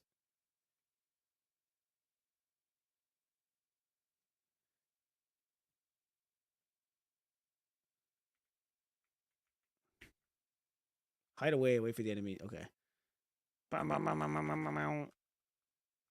Right there.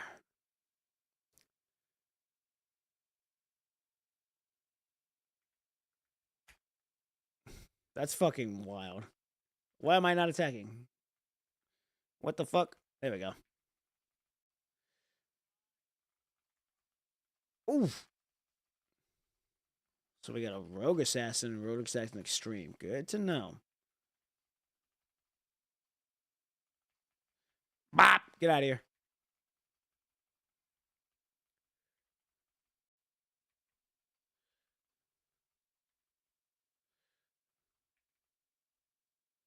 Gah!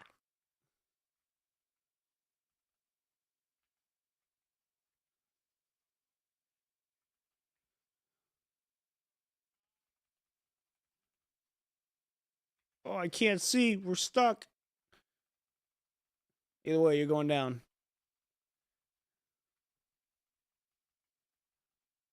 Alright, take care of that one.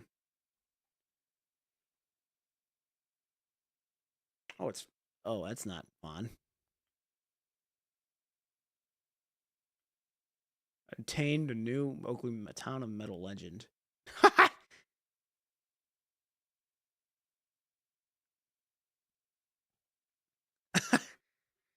That's fucking funny. All right, here we go.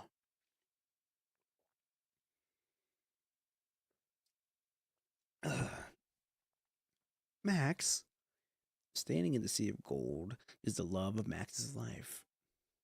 Are, are you here to take me with you now? I. If this is where his life should have come to an end, he's certainly happy that this is how it's going to end. With a smile that's still more radiant than the gold of wheat flowers, the girl opens her mouth to speak. Oh, wow!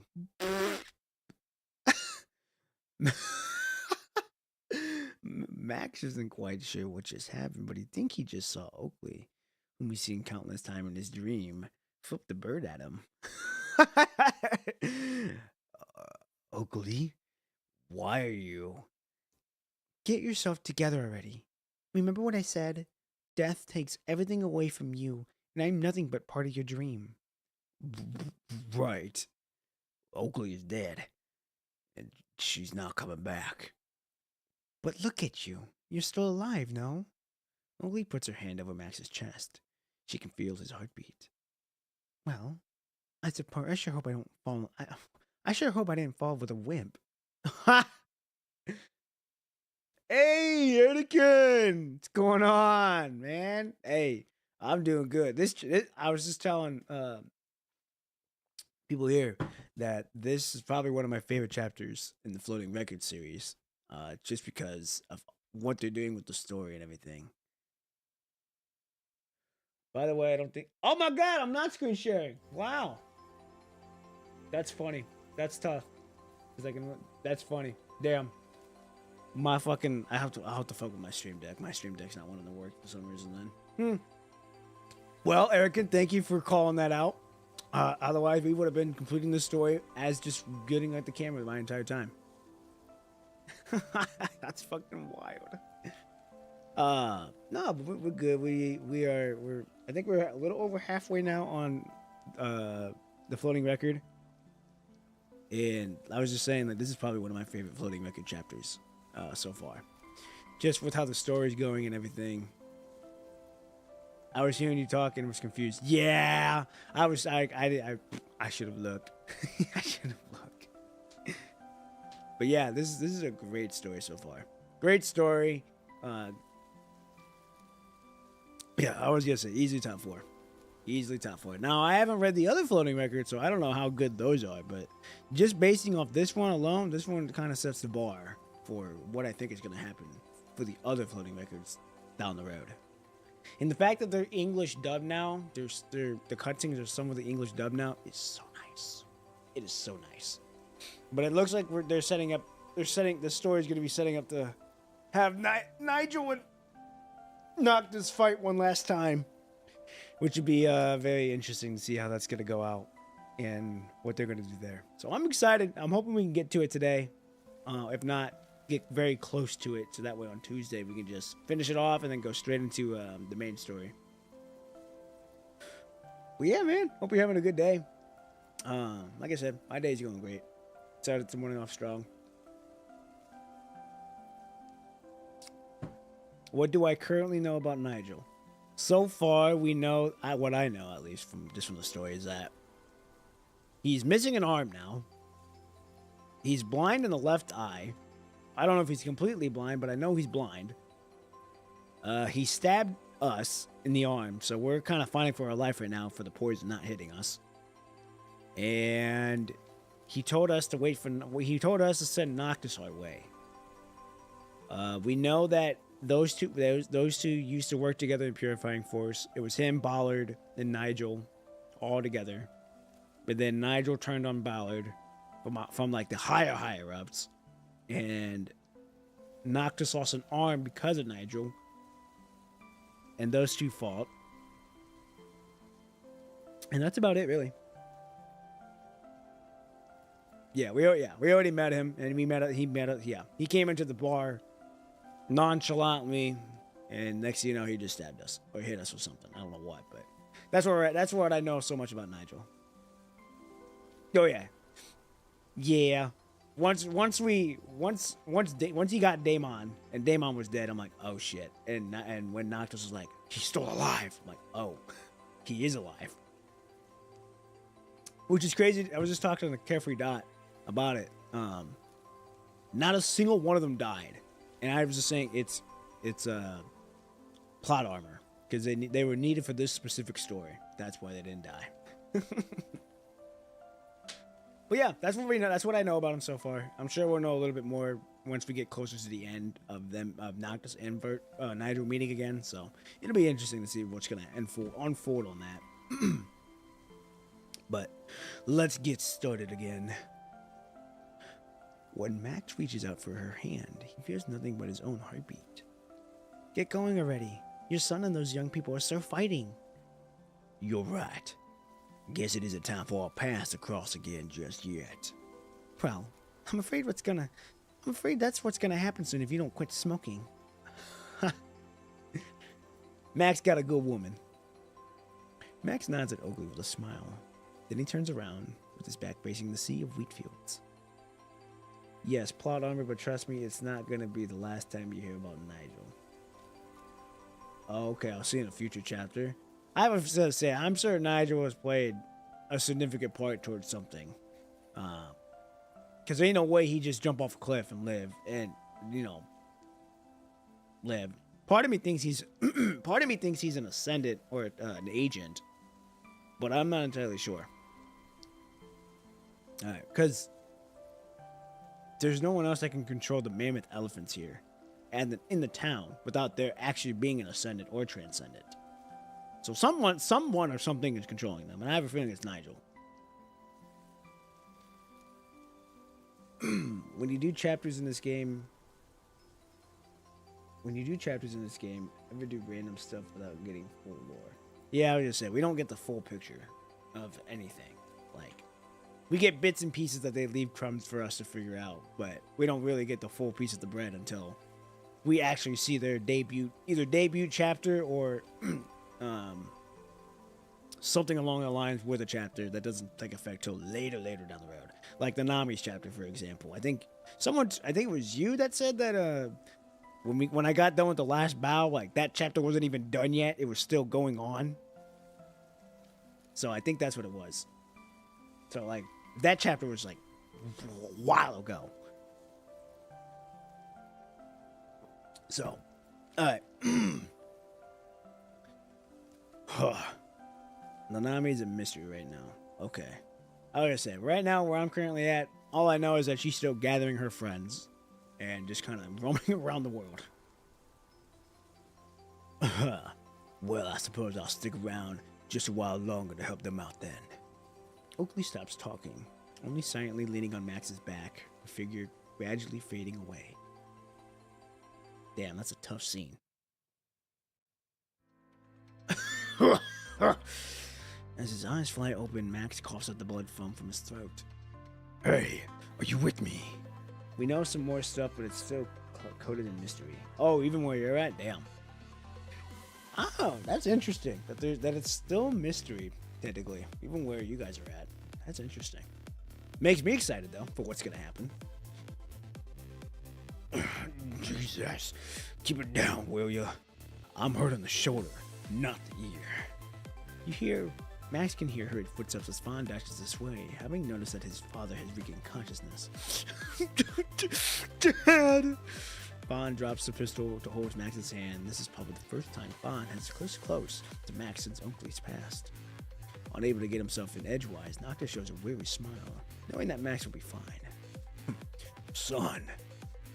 Yes. Stop crying already. You look as ugly as your mom when she cried. Shut up. He's still hard on him. Max tough as always, even at the brink of day. I was say, dude, Max is a unit. He don't give a shit. He won't smoke a cigar even if he is dying. Max struggles to his feet with fond support, then turns to face Noctis. Thank you so much, Noctis. Don't mention it. See, it's my partner who sent me here to get you rescued, saying the town would be in deep trouble if they got you. Oh, well, things look as dire as they do. I'm impressed. Right. Except my partner is in an equally dire situation now, too, as we speak. Mind if we have a few words? With a nod, Noctis pulls out the terminal. The connection is established, but Noctis gets no response no matter what he says. Hey, partner. You still there? With every passing second, Noctis grows more anxious. Hey, how are you feeling? Noctis' royally quickly dissipates when he hears a familiar voice coming from the other side of the line. A split second after, however. The line is filled with anguished scream. Interesting. Interesting on what's happening there. Alright, here we go. Hearing the scream, Noctis wastes not a single second rushing back to the bar, except it seems too late. Beside the table, he has left the Grey Ribbon Commandant. Two hazy figures stand in the faint light, working away at the person on the table with some sort of device. Fuck! Let go now! Enraged, Noctis flings a terminal at them and dashes right up and sucker pushes one of them. Clank. The tension is crazy. Yeah, dude, the tension is wild, dude. The clinks and clanks of metallic objects fill the bar as they travel through the bottles and glasses of the Grey Ribbon Commandant and Noctis have only familiarized himself not long ago. Stay the hell away! Thought I paid her a visit, knowing that you must run and barely any brain. Says the figure that stands next to the Grey Ribbon Commandant, showing no intention to stop. Noctis, however, is a little taken aback by the voice with which the ripped host was uttered. Vera? Oh, are they here? Oh, she's in her garment? She's in her other frame too? Really? I'm surprised they're here. I'm surprised they even know we're here. The dogs are here. Yes, sir. The 3 hounds are back. Service is full again. I was gonna say, she bought the good frame. You know shit's serious when that happens. Let him in, 21. The powerful claw that's been holding Noctis in place loosens up. Captain's right. Noctis is all brawn and no brain. Even 21's here. And you're stronger now. My bad. I thought you guys were trying to. But wait, I totally heard a scream over the line. Seeing Vera nod at her, number 21 pulls out a colorful bag of medications and hands it over to Vera. Think the commandant here can probably clear your confusion for you. You feel as though someone has sucker punched you in the tummy in the heavy darkness, except that that's not what you're feeling, suffocating nausea as your heart pumps a sensation to every last corner of your body. Every last inch of the nerves under your skin feels as though it was shredded into pieces by a combine harvester, only to be pierced back into a silent scream by sharp awns of wheat. Until the same blood-red setting sun can be seen looming over the wheat field. There. Is that what you heard, Noctis? Is everything gonna be okay? That same blood red you've only seen many times in between the night and dusk. Barely making any movement, your mouth produces no sound. There we go. Jeez, you really scared the hell out of me there. You're so loud, Noctis. Doc. Pain cuts through your chest and explodes in your head as you use the smallest attempt to will your mouth into working. In pain, I presume. Vera, you cannot be having this much fun with me being in pain right now. You're fucking wild for that. Says Vera with a smile as she pulls out a syringe. Aren't you a rare one? But here are some painkillers to get your mouth to work. Vera wastes no time inserting the needle into you. Following a moment of dizziness, the painkiller kicks in. Still shaking moments ago from your pain, your eyes return to normal.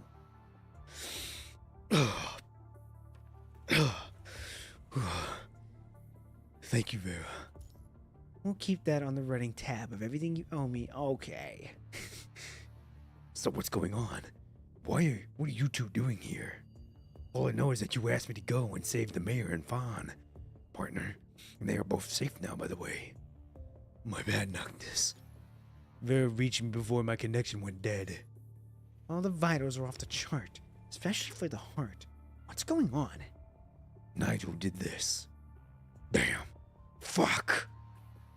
Nigel? The one that went missing from the purifying force? Do you know him? Well, I do know quite a few things as Cerberus captain, says Vera with a mocking tone. But Vera has the point. She has to know her squad members when she's the one leading Cerberus. Given where Noctis came from, it only makes sense to assume that Vera has done quite some research on his background. The purifying force that isn't the easiest to get information out of, and I've always found a way. Commander Nikolai. Vera gives you a barely noticeable nod, one that's so non-committal that it almost escapes you. Without saying anything else, she keeps her eye quietly on your infusion bag. So, what are you gonna do to me? With an almost blinding light, your brain is unable to process what's quickly unfolding around you. A dizzying ringing muffles your ears, and you can feel that someone is covering you. Purifying force here! I need you all to keep your hands above your head and walk out! You too! With a thump that sounds like a blow against the construct's body, the figure that's been covering you rolls away on the floor. Noctis! Freeze there! You're all suspects now, too! Great even Commandant! I was the one saving the day here. Got any problem? I was just saying, everyone is just here. We went from Cerberus to Purifying Force. I wonder if it's Isurus that came here. As the ringing in your ear quiets down, the view of your surrounding begins to grow all clear, all while pain creeps under every inch of your skin. Pain that should have been seduced by the painkiller just now. Yeah, that's who I thought was here. That's who I thought was here. This is about to be some crazy fucking tension in the air. You've got three big dogs. And then you've got the lion, Isurus, right here. Standing facing you is Isurus, who points a blade at Vera in 21, and Noctis, who was the one covering you from the sudden bang just now, and is being held immobile by several Purifying Force members. Someone apparently carried you out of the tavern while you were feeling disoriented from the explosion just now. Looking back, you see the fire dancing the path of the tavern. What are you trying to do with us? Defection. Attempt to murder colleagues with explosive, and the abduction of a task force commandant. You're being arrested for all of that. That's bullshit. Isurus, however, seems oblivious to Noctis' repose, his blade so sharp that it seems like it might pierce Noctis' chest any second now. I wouldn't move an inch if I were you. That's a long list of charges they're trying to pin on you there, Noctis. Isurus' blade inches closer to Noctis. Wait a second there. I'll be escorting you back to Babylonia, and in my personal reference to you, Great Raven Commandant. But this situation we're dealing with here falls strictly within the jurisdiction of the Purifying Force, and, therefore, does not concern you. Obstruction of the Purifying Force mission with explosive negligence. No, Noctis didn't do any of that. We're on the same transport craft, lest we need a reminder, and we've come across traces of detonation that matches his. He isn't the perpetrator. Trust me. The blade of Indra's hand seems a little less menacing now as he grows hesitant. I vouch for him as a commandant. Be that as I may, we still need to take him back to Babylonia immediately for investigation. No, you can't do that because there are things I need to finish here. I'm not going back until I have the score settled with that guy, Nigel. All the more reason for you to get back with us and ask for help if he's still alive. But we're out of time here, because they're coming to destroy this town. All we need to do is just some more time. Consider it all kindness that we need to execute. Wow, I almost said some weird words. Execute you right here on the spot. Take him. Not gonna happen. Ha! They're gonna step in now. Ha ha!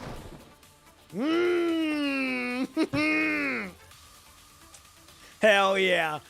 He looks so aback. He's like, what?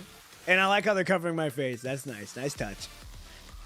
As Vera thrusts her banner spear in between Noctis and Isurus, number 21 wastes no time burying her claws at the other Purifying Force members. I was just say, you mess with one, you get in the whole pack.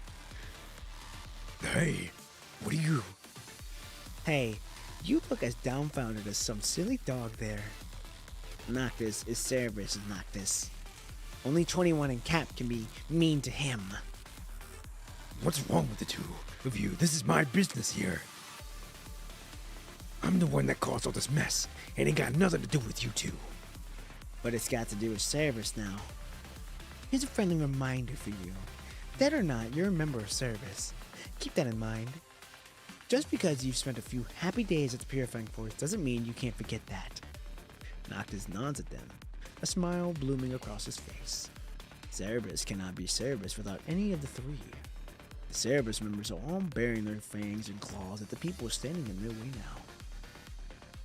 Oh yeah, this is nice. This is tough.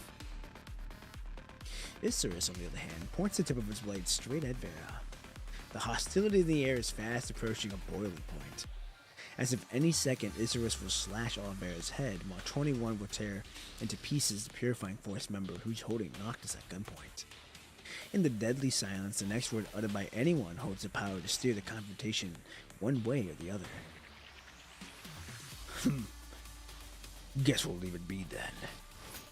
Before you know it, Isurus has put the blade back in the sheath, and with what you only describe as a light, speed swoosh. But why? We aren't here to babysit Cerberus. And besides, I trust the Commandant. Thank you. I'm only doing this because I have faith in what you're capable of. With a nod, Isurus gestures for the rest of the Purifying Force to lower their weapons. With it, Vera number 21, too, look hostile no more. After nodding your way, Isurus leaves with the other Purifying Force members, leaving you and Cerberus alone on the path leading to the now tumbled-down tavern. You try to get on your feet holding Noctis' arm, but find your effort futile with the excruciating pain in your chest. In pain again? But you're gonna pass out cold if we put more painkillers in your system. Guess we'll keep you sane with the pain for now. Vera shakes her head after checking your infusion bag. That's fine. We need to deal with what's at hand here. Number 21 and I only saw a few Hero creatures here and there, and barely any humans and constructs on our way here. Also, a few constructs with daggers, and they're all doing the same thing. Like, they were in a pack of wolves being led by the boss wolf.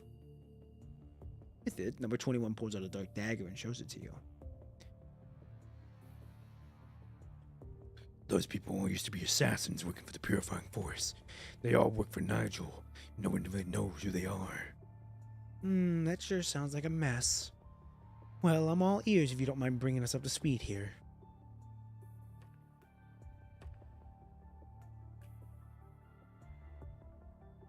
Noctis quickly loops number 21 Vera on what's happened over the past few days in town. That's all the evidence we have so far, which isn't enough. Evidence, huh? Wait. Noctis suddenly remembers what he came across at the deserted brewery outside of the town. Remember how you asked me to look into that deserted brewery? I found their hideout in there. I figured out what they were up to. Noctis racks his brain trying to remember what he saw at the brewery, which proves to be slightly difficult with everything he has been through. Spin it out already, Noctis. Working on it. Let me help you sort out the events that have happened. Sounds like a plan. First of all, you want to look into the Hero creatures. You sent Noctis there, hoping he would either be able to bait the Hero creatures into leaving, or destroy their gathering place so that Daemon and Nigel would have nothing to attack the town with. Oh, right. And when I was there, I didn't see those elephant-like Hero creatures. What were the hooligans doing there then? Well, they were the hooligans and a squad of assassins. Which reminds me that I rushed back to when I found out that they were going to assassinate you and the mayor. I see. But if that's what they were trying to do...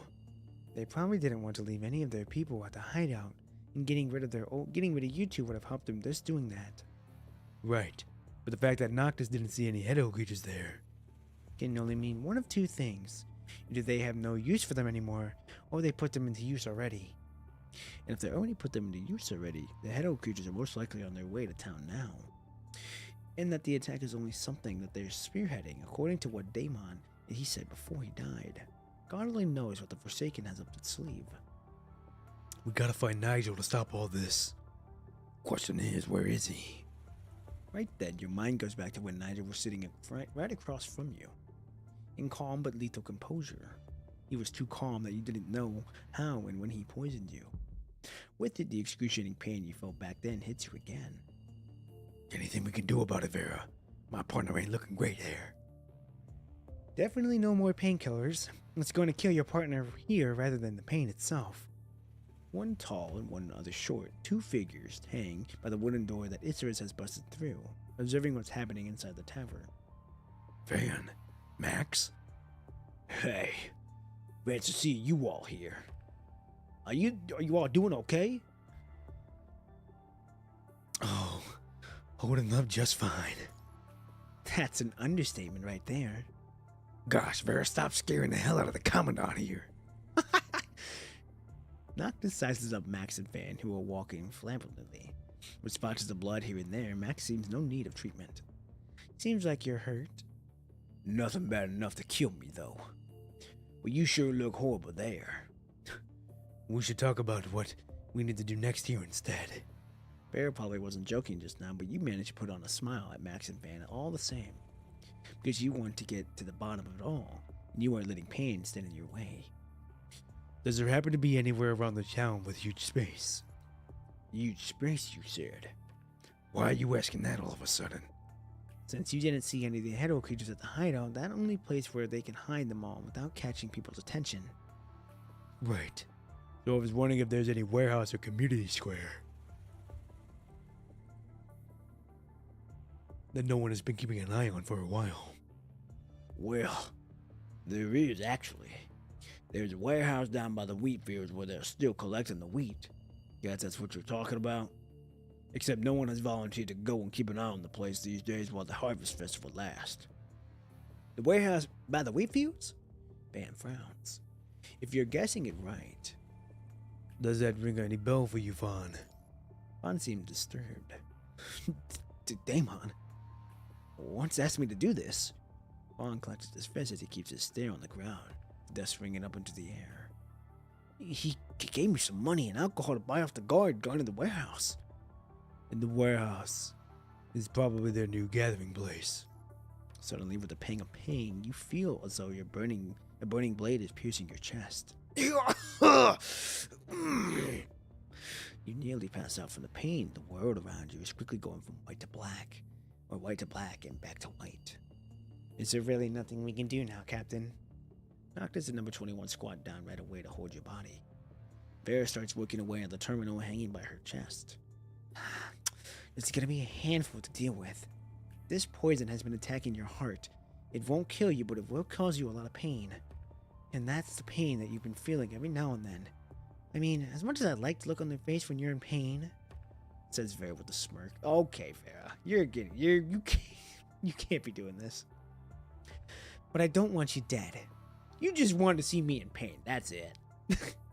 The poison of Niger was strong stuff. Damn, we can barely. Yeah, I was gonna say we about to be paralyzed here in a minute. Like, and our heart's getting fucked. Now, it's true that the condition isn't lethal, but it will still kill you if it lasts long enough. It's an interesting thing about this poison is that it gets worse with your fear. On the other hand, you can keep it in check to a certain degree if you can keep your spirits up. I have nothing to fear, so as long as I have you all there and here with me. Well, let us know whenever you need anything then. I'm here to help too. Oh god. Noctis, I'm right here. The warehouse that Vaughn was talking about. Nigel was probably waiting there for you now. I see. He's after me. Go ahead, Noctis. We'll make sure things are okay here. Show him whose boss is, Noctis. Go and finish it. This is one battle that only you can put an end to. Covered in a cold sweat from pain, your hand comes into contact with Noctis' equally cold yet powerful hands. Why are we touching hands like that? I'll be by your side to do the connection. Roger that. I'm gonna put an end to it all. 21 smiling. Yeah, I was gonna say it's out of a horror movie, but it is her true self. It is her true self. All right, is this the battle? This can't be the boss fight. We're gonna use mine. Confirm. All right, let's do it. We're gonna use my characters. Oh, you say we're close. The sharp sounds of sirens blast through the air shortly after Noctis leave, shadowing the tranquil but that followed the festivities. With it, the inver device sitting on number 21 jumps to its end as she looks at the long road out of town through squinted eyes. Something is coming this way. Right then, you see someone running this way from the town. Oi! What are you doing here? Y'all want to run now? There's a bunch of header coming this way! But it should have been 3 days from now. Guess I decided to go ahead of time because they were sniffing around. I think there are different POVs depending on if you use your unit. It's never understood how it works, to be honest. That's what I was thinking. I think it's like different POVs. Or kind of like the hidden interludes. If you do, or the hidden interludes. If you do like a certain thing or find a certain thing, it's gonna give you a different POV. I have a feeling that's what it is. The central plaza is growing crowded with people who have heard the siren and come out. All eyes are on Max now.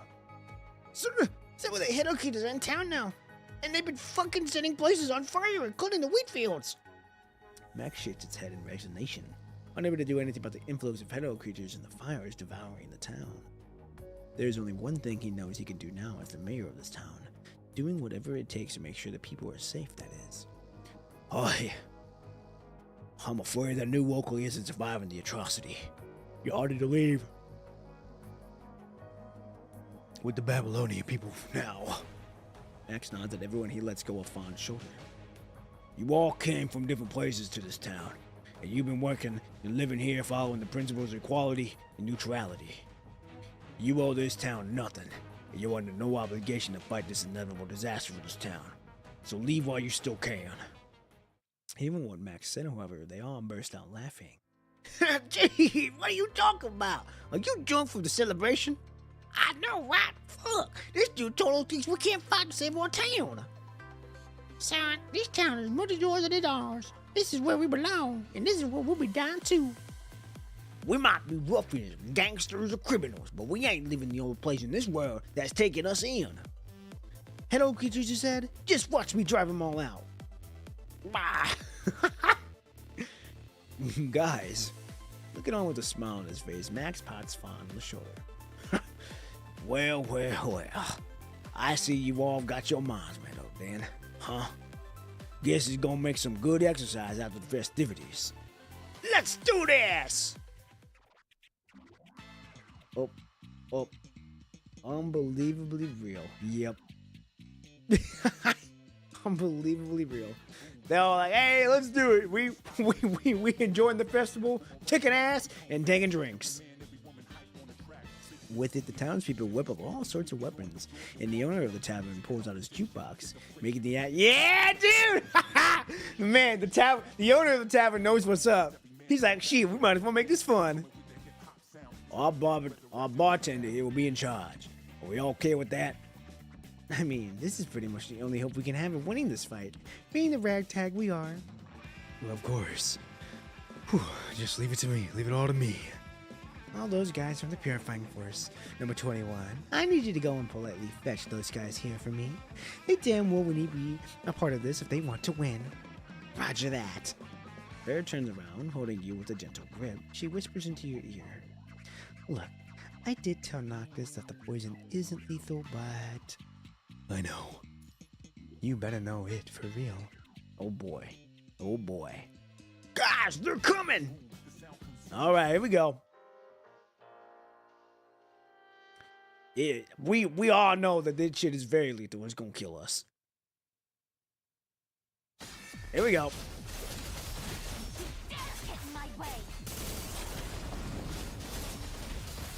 Oh, we don't even get to use number 21. She's just kind of there. That's fine though. Not too big deal.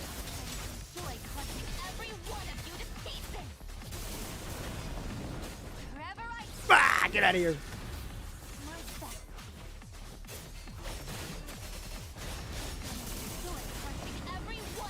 Holy shit, there's a lot of them.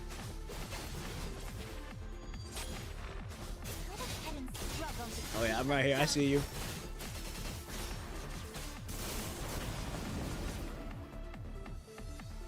Oh, we got the mammoths.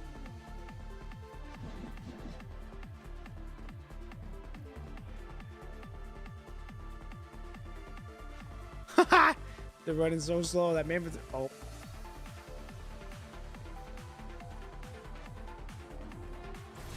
Yeah, I knew that orb was gonna come into play to stop him.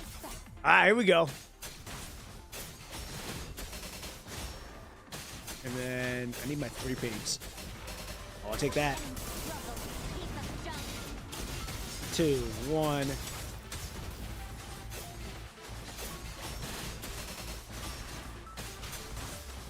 I need that third one. I need that third one. I need that third one. There we go, right there. Bah! Get out of here.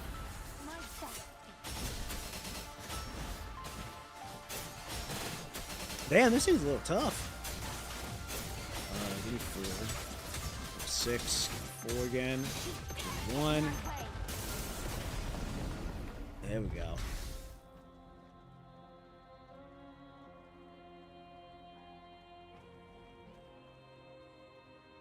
Okay, now we're 21.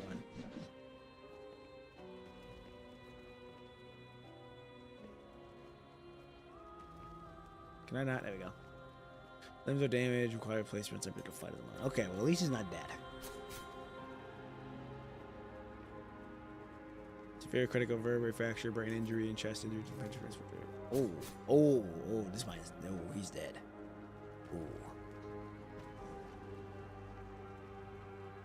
Skip to rupture. Artery hit. Yeah, that boy gone. Yeah, that boy gone. Damn, we lost 2. Thought we did. We already did. What the hell? Oh, we gotta talk to her. Oh, this guy here. No obvious injury except for scratches on the legs. Pass out due to the shock and fatigue. Okay.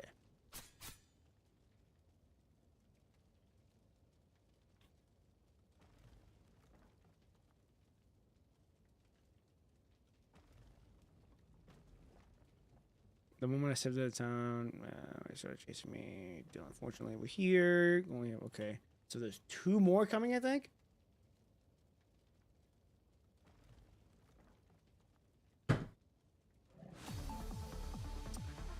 Okay, it looks like a big one and a tiny one.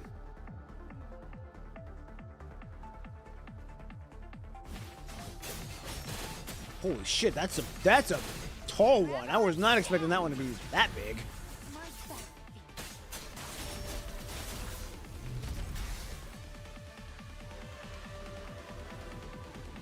Yeah, we just killed its kid. I don't know what you expect. And we're running, come on. And there's a sandstorm coming too, that's nice. Hey! Ah, get out of here! Bah, bah, bah. But you better find somewhere to hide. They're here. Oh, man, you're talking. I got you, woman. Don't worry. I'm gonna go hide. Oh, glitch. Oh! That was interesting.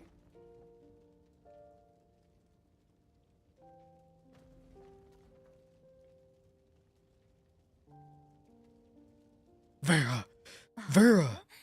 Commandant, did you think I was dead? My frame is not that fragile. Oh, yeah, hold on now. I'm glad you're all right. I thought... I kind of want to see you crying for me, though. I don't think that's necessary. Holy shit, what is this stop motion? He's a tiny bit angry. Oh, yeah. Oh, I like the music was good. I liked that a lot. But was that the poison that hit us, which is what made us like that? That's interesting. At long last, the town people drove all the heroic creatures away from the Forsaken that had tried to breach the town and had all been eliminated. Most of the buildings in this town survived the attack, only with a few things having been damaged. I just need the tower to still be around by the end of it. Oh, it's all I need to live on. Fuck, do you even know what's coming out of your mouth? My wheat, they're all gone down with fire. Early POVs were weird with tuning and stop motion stuff. Yeah, I'm gonna say that stop motion was fucking wild. I'm not gonna lie, that was pretty bad. But I could see why the execution was bad, but the thought process was good. I'll give him that. All right. I'll give him that. It was 50-50. 50% good for the thoughts, 50% bad because it's a stop motion. The wheat fields outside the town are now set on fire, having been set aflame by the Hiddo creatures. Lucky that we were done gathering most of the wheat, and as for what's gone, says Max as he walks up to the burning field and picks up a handful of ashes that's still warm. These ashes will turn into richer soil and bring us even greater harvest next year. And that's just like this town. You lose some, but you gain some. Everything will eventually spring back to life. Max titties up his bloodstained jacket and walks up to Vera in a purifying force. You really are, you all, big one. Likewise, there's no way we would have been able to stop them without all your help. Right. Agree. With a knowing smile, Vera looks at Max. But if you really want to thank us, we'll gladly take this bartender back to Babylonia with us. What a choice. This is the best bartender we have in town. And the only one, too. But, guess this bartender of ours does deserve to go further than beyond this town. We have a deal, then. Question is, where is this bartender in question here? Vera looks around, remembering still seeing the bartender giving out commands toward the end of the fight. Right then, out of the corner comes number 21's shout. Captain, I can barely hear the Commandant's heartbeat now. Oh boy, we about to be, we going in the shock. We going in the shock, ladies and gentlemen.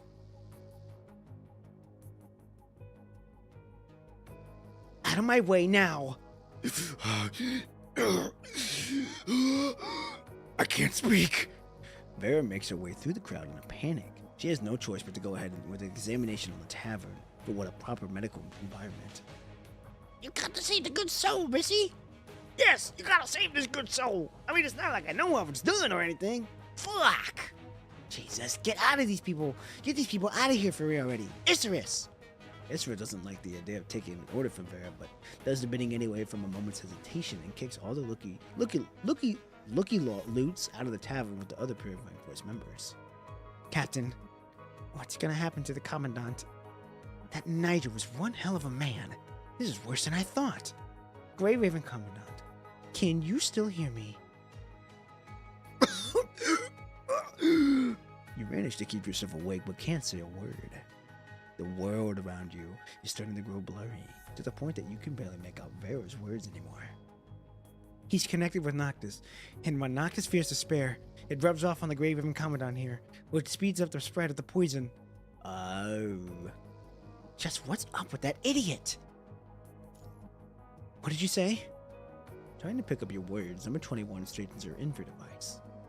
Commandant wants to perform a deep mind connection with Noctis. Are you trying to kill yourself? Your consciousness will be bound to this, bound to his. If you do that, you're dead meat if he weakens. He needs me here. So you're choosing to trust him here. The guy might not be the smartest of the apples, but he's got his will as strong as iron. That much I'll give him. Sighing with a weary smile, Vera has made up her mind. Well, let's give it a try then. Let's see what sort of miracles you two can bring about. Hey, I've been through worse. We gonna get through this. We gonna get through it. Oh shit! Here we go. Here's the boss battle. Here we go. Let's fucking do it. Raging Fist. When New Oakley was newly established, this warehouse was used for strong weapons. Weapons that the townspeople used to fend themselves from corrupted and all sorts of threats, that is. New Oakley owner started to slowly let go of her weapons after receiving armed protection from the Forsaken, only to eventually find herself under threat by none other than the Forsaken. Having licked both the wheat fields and the deserted warehouse, the raging flames shine like stars in the darkness before dawn. Whether there is light or not, however, makes no difference to the pitch-black figure standing in the middle of the warehouse as he quietly drinks the cracks to the fires. There you are, Noctis. Pushing the door open, Noctis sees a brother, a dear friend, and a nemesis. Nigel. With a smile, Nigel turns around to face Noctis. Your footsteps were as loud as ever. Shut the hell up already. The only way for you to save that commandant is to kill me. Noctis loses his cool completely at the mention of the word commandant. Yo! A cascade of sparks falling from his robotic arm from overload. And that's exactly what I came here to do. With it, Noctis makes a beeline at Nigel, his punch at the ready. I was he crashing out. Oh, cutscene! Hey!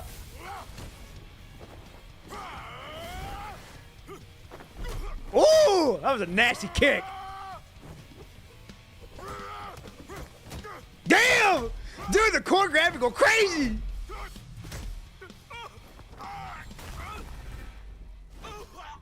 You haven't changed. Oh! You still let anger blind you. Oh, I like the voice actor. And there's blood? Damn, we don't see that. You don't ever see blood. You never thought that my poison could exist outside of my weapon, did you? You never doubted a word I said. Dude, this cutscene.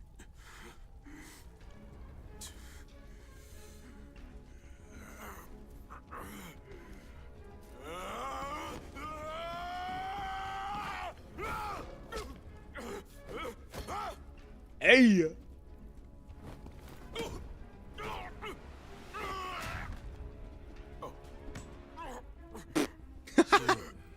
Your mind will suffer the same fate as that human's heart.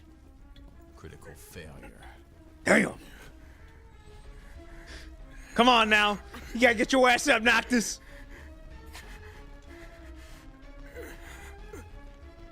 Commandant, Come on! you must be disappointed in me. Oh, hell no, I ain't disappointed. Damn it.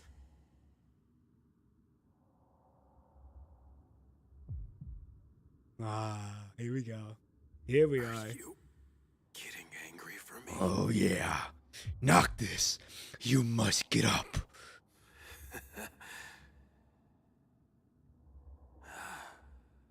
So am I. Kick his ass. Leave the rest to me. Hey, come on! The music gonna go crazy here in a minute. You hear that? You hear that guitar? Let the asshole know our true fury. Oh yeah, here we go. Here we go. Come on.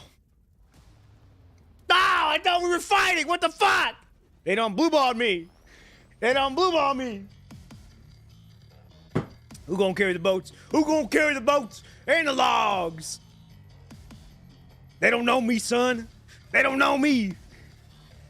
They don't know me, son. They don't fucking know me. Yes, sir. Look at that boy. That boy a menace to society. What the fuck? Look at that. That boy determined. Nigel didn't think it was possible for Noctis to get back to his feet again with all the damage he had taken from the poison. I like the smoke. I'm gonna say I like the smoke that's covering the words. That is a nice touch. Nice touch of detail. At least not based on the experience as a former member of the Purifying Force. Ha! Noctis works on his breathing despite all the damage he has taken. Noctis has been trying his best to suppress the poison that has been affecting his mind. Something is different about Noctis now, and that's something Nigel can tell. I'm not dying here. My partner's waiting for me to go back. Slowly, Noctis starts walking toward Nigel.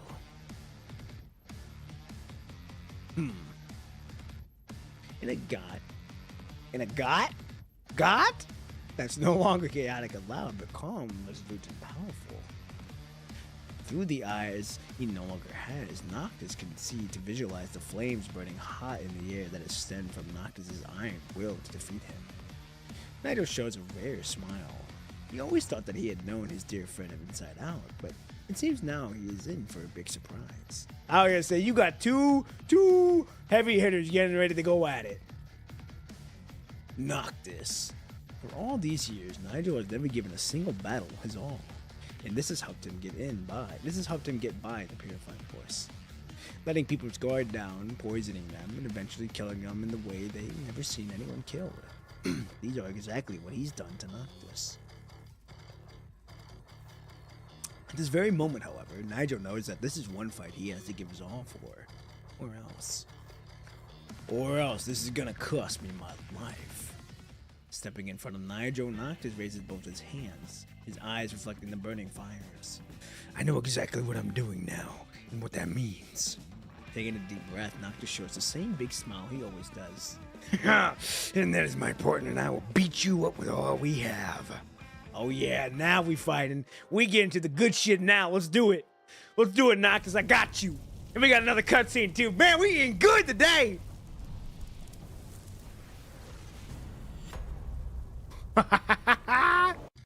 Come on now, let's do this. Oh, and he's dodging and parrying too. This is gonna be a crazy fight.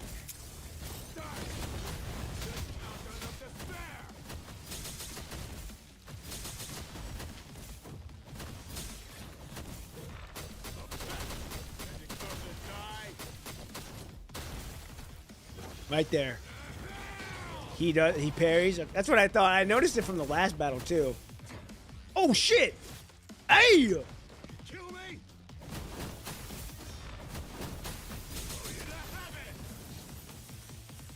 I'm just gonna charge that up. Wah!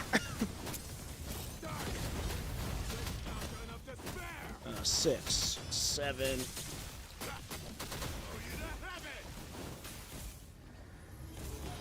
Ooh, okay. Oh! I fucked up the ult really bad.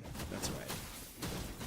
I can't. I gotta use my dodges sparingly because I know I'm gonna take hits. This is basically like fucking Elden Ring. Oh, he's got a twin blade. Wow. Ow. Yeah, I said. Notice it from the last battle gets parried. Yeah, I don't remember what boss it was. I don't remember what boss I fought, but I remember I got parried. Oh no, I got locked in here. a punching bag can stand more than you. 5, 1.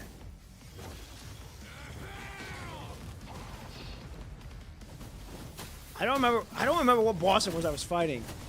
Oh my goodness, that I was fighting. It was who fight was it?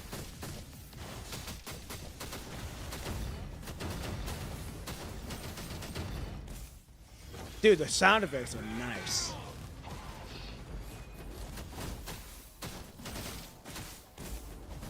Okay, I'm right here.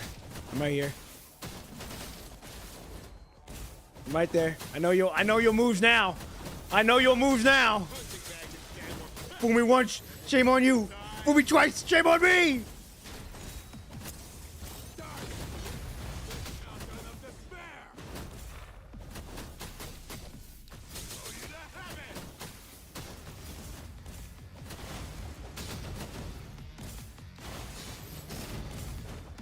Ow.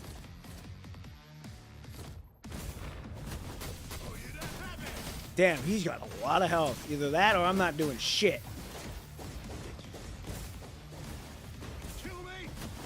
Okay. We'll go 4. 3.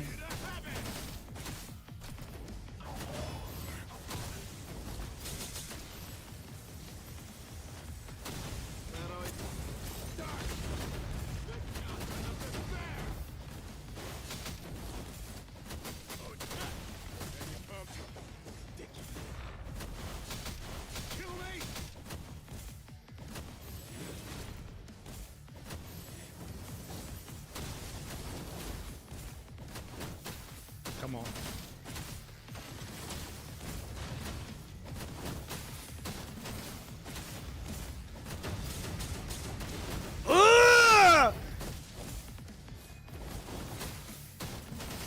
God, dude, this is one of my favorite fights, dude. Oh my god. Oh my god. Yeah,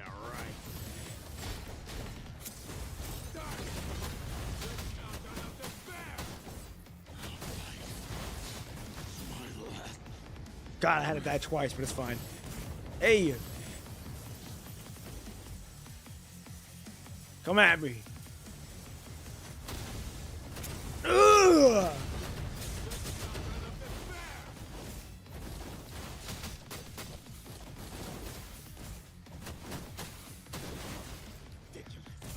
God, I'm fucking up his ult really bad.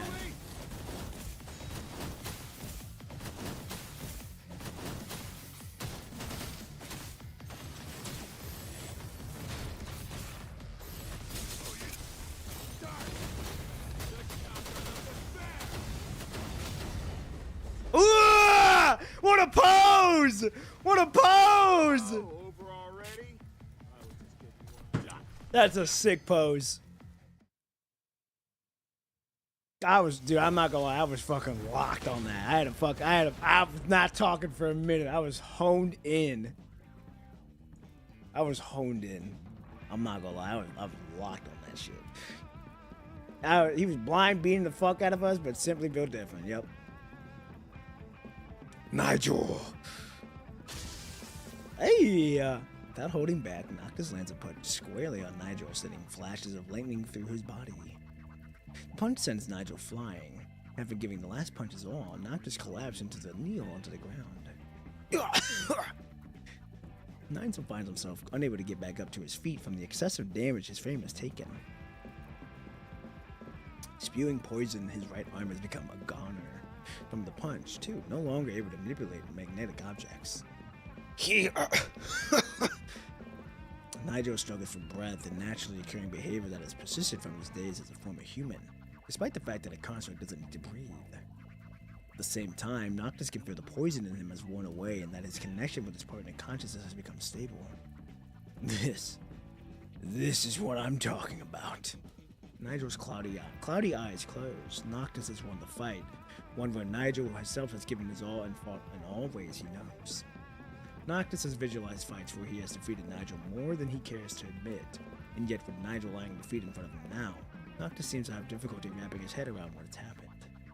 Nigel, why? What's all this for? Noctis remembers having asked questions like this before. Still, he hopes to hear a different answer from this man who was once a dear friend. Is it because of that General Lizimo? Made you do so? Who the hell is he? Noctis has a replaced left arm, and Nigel has removed right arm because they were Ballard's left and right hand man. Oh, you know what? Now that you mention that, that is true. You're right. He's missing. Yep. Wow. Huh. Well, I'll be damned. I don't know who General Mizimo is. I don't know who he is. I'm thinking that he is Ballard. General Mizimo, I think is Ballard. That's what I'm thinking. But I don't know. That's what after hearing Nigel speak, it's like I don't know if that's Ballard or not. But I do know who Ballard is. You're all good. Hey, we good. Good. Thanks for checking up on that. I got an order to attack the town and get rid of everything that stood in the way from a place where people wouldn't be able to see me. But I saw it as a personal goal to fight you here, and I see that as me being rebellious against them. A flame with sparks showering down. The warehouse is now on the verge of collapse. So why are you fighting for him then? Just why? Well, who are you fighting for yourself then, Noctis? For humans? Or for constructs? Huh? What difference does it make? If I ever become a voice actor for a gacha game, I'll let you know. I will do my best with the character. Oh, hey, Zaga, what's going on? I didn't realize you were here. Oh, yeah, you good? Hey, just keep on at it, one day at a time. I don't even know if I consider myself a voice actor. I don't think I am. I'm just kind of just doing my own voices that I think is fun. But, yeah, I hope that's going good for you. Nigel smiles, apparently having seen this reaction coming. I asked that Commandant what the difference between a human and a construct is. I don't know what sort of answer you got, but Noctis straightens himself. He walks up to Nigel and extends his hand to him. This much I can tell you. My partner will never treat people differently because of who they are. Man, as much as I would like for it to happen, I hope Nigel comes back to Babylonia. You and that commandant are just so incoherently naive. Noctis shows a smile, apparently oblivious to the repicit, whatever it's called. Keep up the great work, man. I really enjoy your short films and your streams. You are really incredible. Hey, that makes me happy. I'm glad that you guys are enjoying my stuff and enjoying my content and all that. It really goes to show that, I'm doing something right. I'm doing something. It's all thanks to the man upstairs. I'll shout out to him. All glory to him. I hope Nigel comes back to Babylonia. Well, so if we are, naivety makes us strong, as we've seen. Nigel slowly stands up. Without taking Noctis' hand, he takes a half a step back. Uh-oh. But it's too late now. It's all for his dream. Oh wait, it's 4 already, 1 hour already passed, Gotta go, Sally. I'll catch up the rest streams later. Time passes by. Hey, it is. Time does flash by when you're having fun, man. I'm looking at the time now. I was like, damn, we've been going for almost 3 hours. So, hey, Anakin, I hope you have a good day. You have a blessed day. Enjoy the weekend, Enjoy your weekend. Enjoy whatever you're doing today. Just remember to be present in the moment. And yeah, that's all I gotta say. So, hey, much love, man. You have a good one. We're gonna try to finish this today. If not, we'll finish it tomorrow. We're gonna see. But here we go. But it's too late now. It's all for his dream. Noctis is taken aback when Nigel suddenly kicks him. Noctis blocks the kick, but a sudden attack has sent him a few steps back, nonetheless. Nigel! Right when Noctis is about to charge at Nigel, a burning beam falls and lands where they were standing just moments ago. Oh, did he save him? And with it, the entire warehouse caves in avalanche style, setting off some older weapons in the warehouse, which causes an explosion so strong that it sends Noctis straight out of the warehouse door. Before Noctis passes out, the last thing he sees is Nigel standing with his back facing him amidst the fires. Okay, so he's gonna live, which is cool to see. Okay, episode 18, Partner. Celebrate our victory, partner. Oh, there's still another episode? Oh, I don't know if we're gonna be able to finish this today then. So, you were saying you didn't find his body, huh? No, and this is the only thing the townspeople found after hours of digging through the place. Pearl pulls out a pair of sunglasses that snapped in half, and one that Noctis knows belongs to Nigel. I knew the explosion wouldn't kill him. And there's this thing that I thought the two of you should know, too. This purifying force member you said Nigel had killed, we couldn't find his body either. So it's just gone? No way. His frame had stopped working completely when I checked it. This reminds Noctis of the last mission we went on the purifying force. Back then, he checked the verified Ballard's death, too, before the body went missing. Could it be that this poison that Nigel was using can do more than just kill people? I need to find him. When your frame is just another punch away from falling apart? Geez, I know my body better than anyone. I'm totally fine. Oh, is that so? Number 21? With it, number 21 suddenly hops out from under Noctis' bed and sits squarely on his tummy. How are you liking it? What? Noctis' face has turned a strained blue, but he works up a smile nonetheless. See, I'm totally fine. I'm not asking you. So how are you liking it, number 21? Uncomfortable. Noctis feels stiff. Didn't you watch a video on some tribe dance on your channel? Want to give it a try on Noctis' tummy? I'm super good at that. All right, that's enough. Give the poor guy a break. With it, number 21 jumps off Noctis. Poppin' P, are you feeling okay now? Yep, I barely had a scratch on me. That's great. I hope you get better soon. Hey, that's different. That's differential treatment right there. Thank you for saving me, Noctis. A promise is a promise. I'd promise nothing at all to save you, right? Well, how about you promise me that until you'll stay right here until you get yourself treated properly.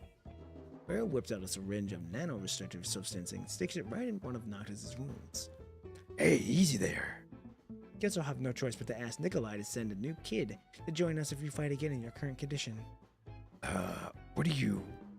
But I thought you'd been transferred to the Purifying Force. Or I thought I'd been transferred to the Purifying Force. Do you think they're still going to receive you with open arms after what happened? They're almost begging the control court to send you back. Is that so? You put on a worried face, although you believe Vera probably pulled a quite few strings to make that happen. Oh, I was gonna ask you what brought you and 21 here. The Purifying Force figured a way out to reach Babylonia and asked for task force to send a few extra hands our way. And we took advantage of that to come down here. See, no one knows Loctus like I do, and I thought I'd have to be the one to deal with him if he actually turned his effector. Well, a real shame I didn't get to do that though. Loctus feels a chill down his spine seeing Vera's grimace. Wait, you didn't mean that. Nor did you? She did. Captain even changed it to this frame that's designed for fighting constructs. I think she meant business. Me turning effective? No way. But it's up to you whether you want to come back to service. Right then, a few people came through the door uninvited. Boss, are you really going back to Babylonia? Come on, why you gonna go back there? Fucking place for. Just stay on Earth. Wait, he means, thanks. It's sushi better here. Can't say I disagree. There's a bunch of kids here we fight every day and all sorts of fun we can do. Definitely a lot better than Babylonia, where they make you write off a port for letting off a fart from behind. Question, have we ever had an event story for 21? If you're talking like...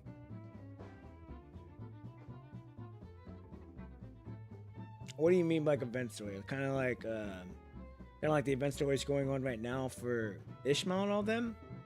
I believe we did whenever she first debuted. I believe that there was an event for her during that time. I don't remember though. I don't think I was playing PGR at that time since I was honed in at work at that time. So I don't remember for sure. Not just nods and looks at away with a smile. But I made my partner a promise that I go back home with service. So be it a report or a statement of reference, I'm ready to write whatever they'll have to make me right. Following footsteps from outside the door, an old man walks in with the support of a young man. Well, guess we aren't gonna stop you then, but we still wanted to take this chance to let you all know how much we appreciate everything you've done. I'd like to thank you all too. Ben and I would have died without you all, and this town would have most definitely have been a goner too. New Oakley has taken great care of us too. I hate to admit it, but you two totally pass as New Oakley locals. But ultimately, I know you two have your eye on somewhere that's far beyond this little town. But anyhow, I'd love to have you all join us at the very last day of the Harvest Festival. I'm sure people will be very happy. I think they should be fine, as long as they drink nothing but water. I would say, I'm almost positive I think there was an event story for 21 when she first debuted. But after that, I don't know. So, not entirely sure. Barry asked number 21 to go over and kick all the looky-less out of the room. Alright, these two really need some time to recuperate here.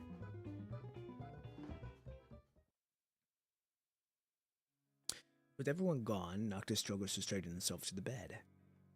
Hey, partner. You sleeping? I'm feeling pain and sore all over, but don't feel one bit sleepy. Same. Don't think anyone will be able to stay calm after experiencing what we did yesterday. Noctis breaks into a smile, which quickly turns into a sigh. I just had no idea what Nigel was thinking when was going through his head when we were both fighting with all we got. He asked me a super weird question about you toward the end of our fight, though. What was it? How would you go about telling the difference between a human and a construct? It's the same question that he asked in the tavern. Whether someone is a human or a construct, we'll be there to stand guard over them. Oh, it's Hans! Fuck! God! Hans! Gone but never forgotten, man! Gone but never forgotten. All of these words roll off of your tongue. You visualize all those times when constructs and humans worked alongside each other for common causes, as well as times when they swore to fight each other over to the death. There's something we're able to do, and that's something we must do. And if there's anything that sets humans and constructs apart, it's just a stance that we each take. Ditto. Well, guess I do know you well then. But I know you better than you know me.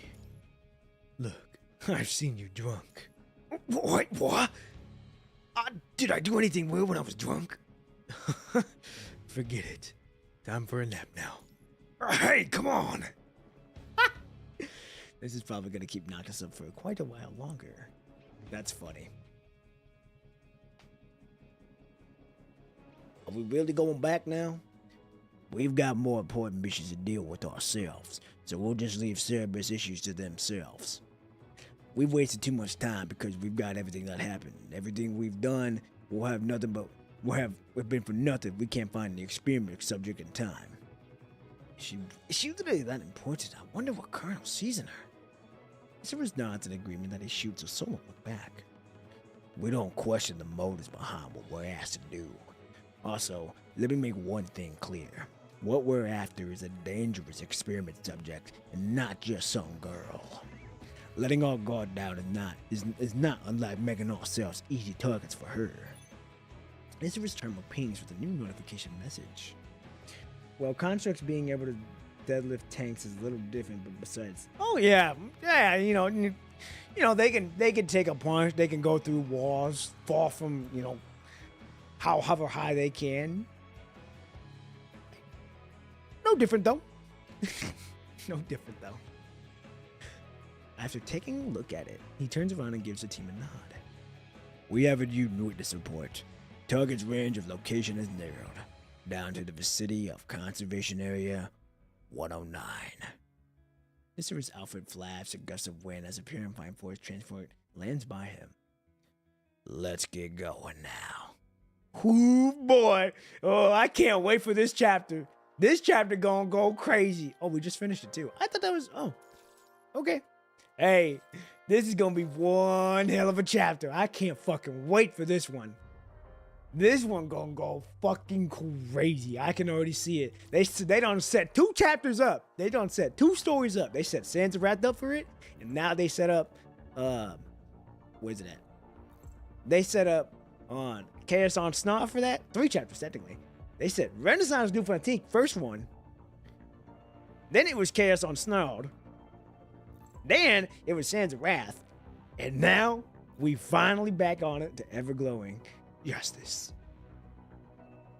Is there his casual aura from it? I'm saying, dude, if they make him a construct, if they make him in a construct in the game, dude, it'll be so good. I know that there's a survey, I think. Gotta find it.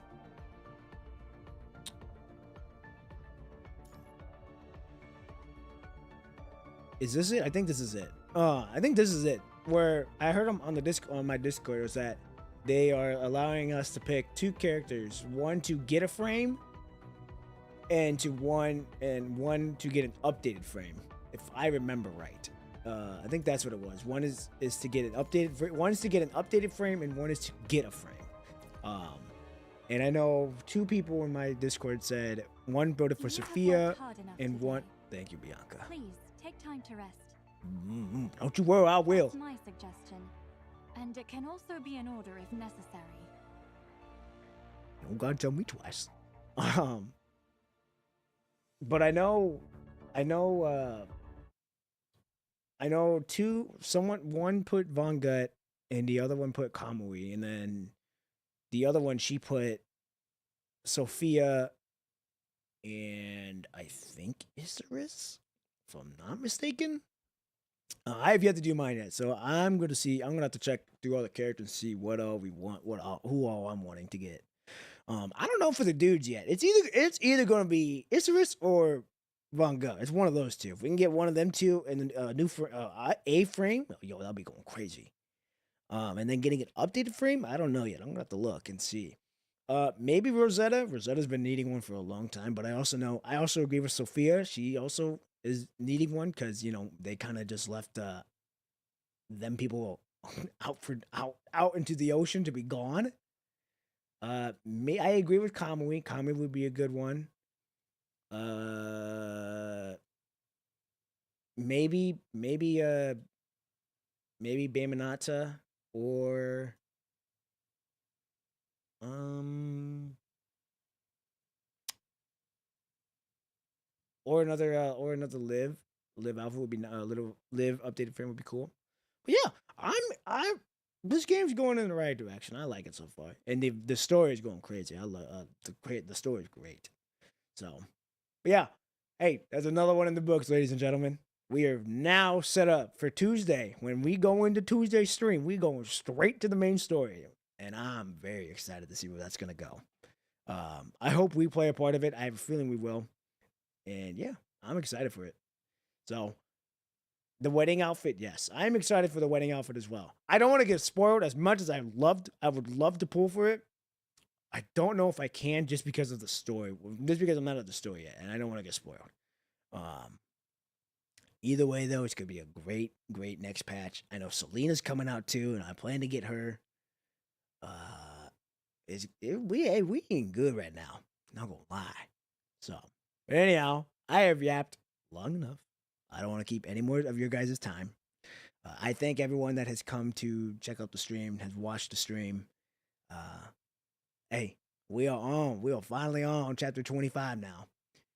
Finally on chapter 25 now, and we just kind of cruising. We're just doing our own thing. So, anywho, I hope you all have a good weekend. Have a good day. Have a good night. Have a good afternoon, wherever you may be. And I will see you all bright and early, 6 a.m. Tuesday morning. All right, I'm out, everybody. Peace.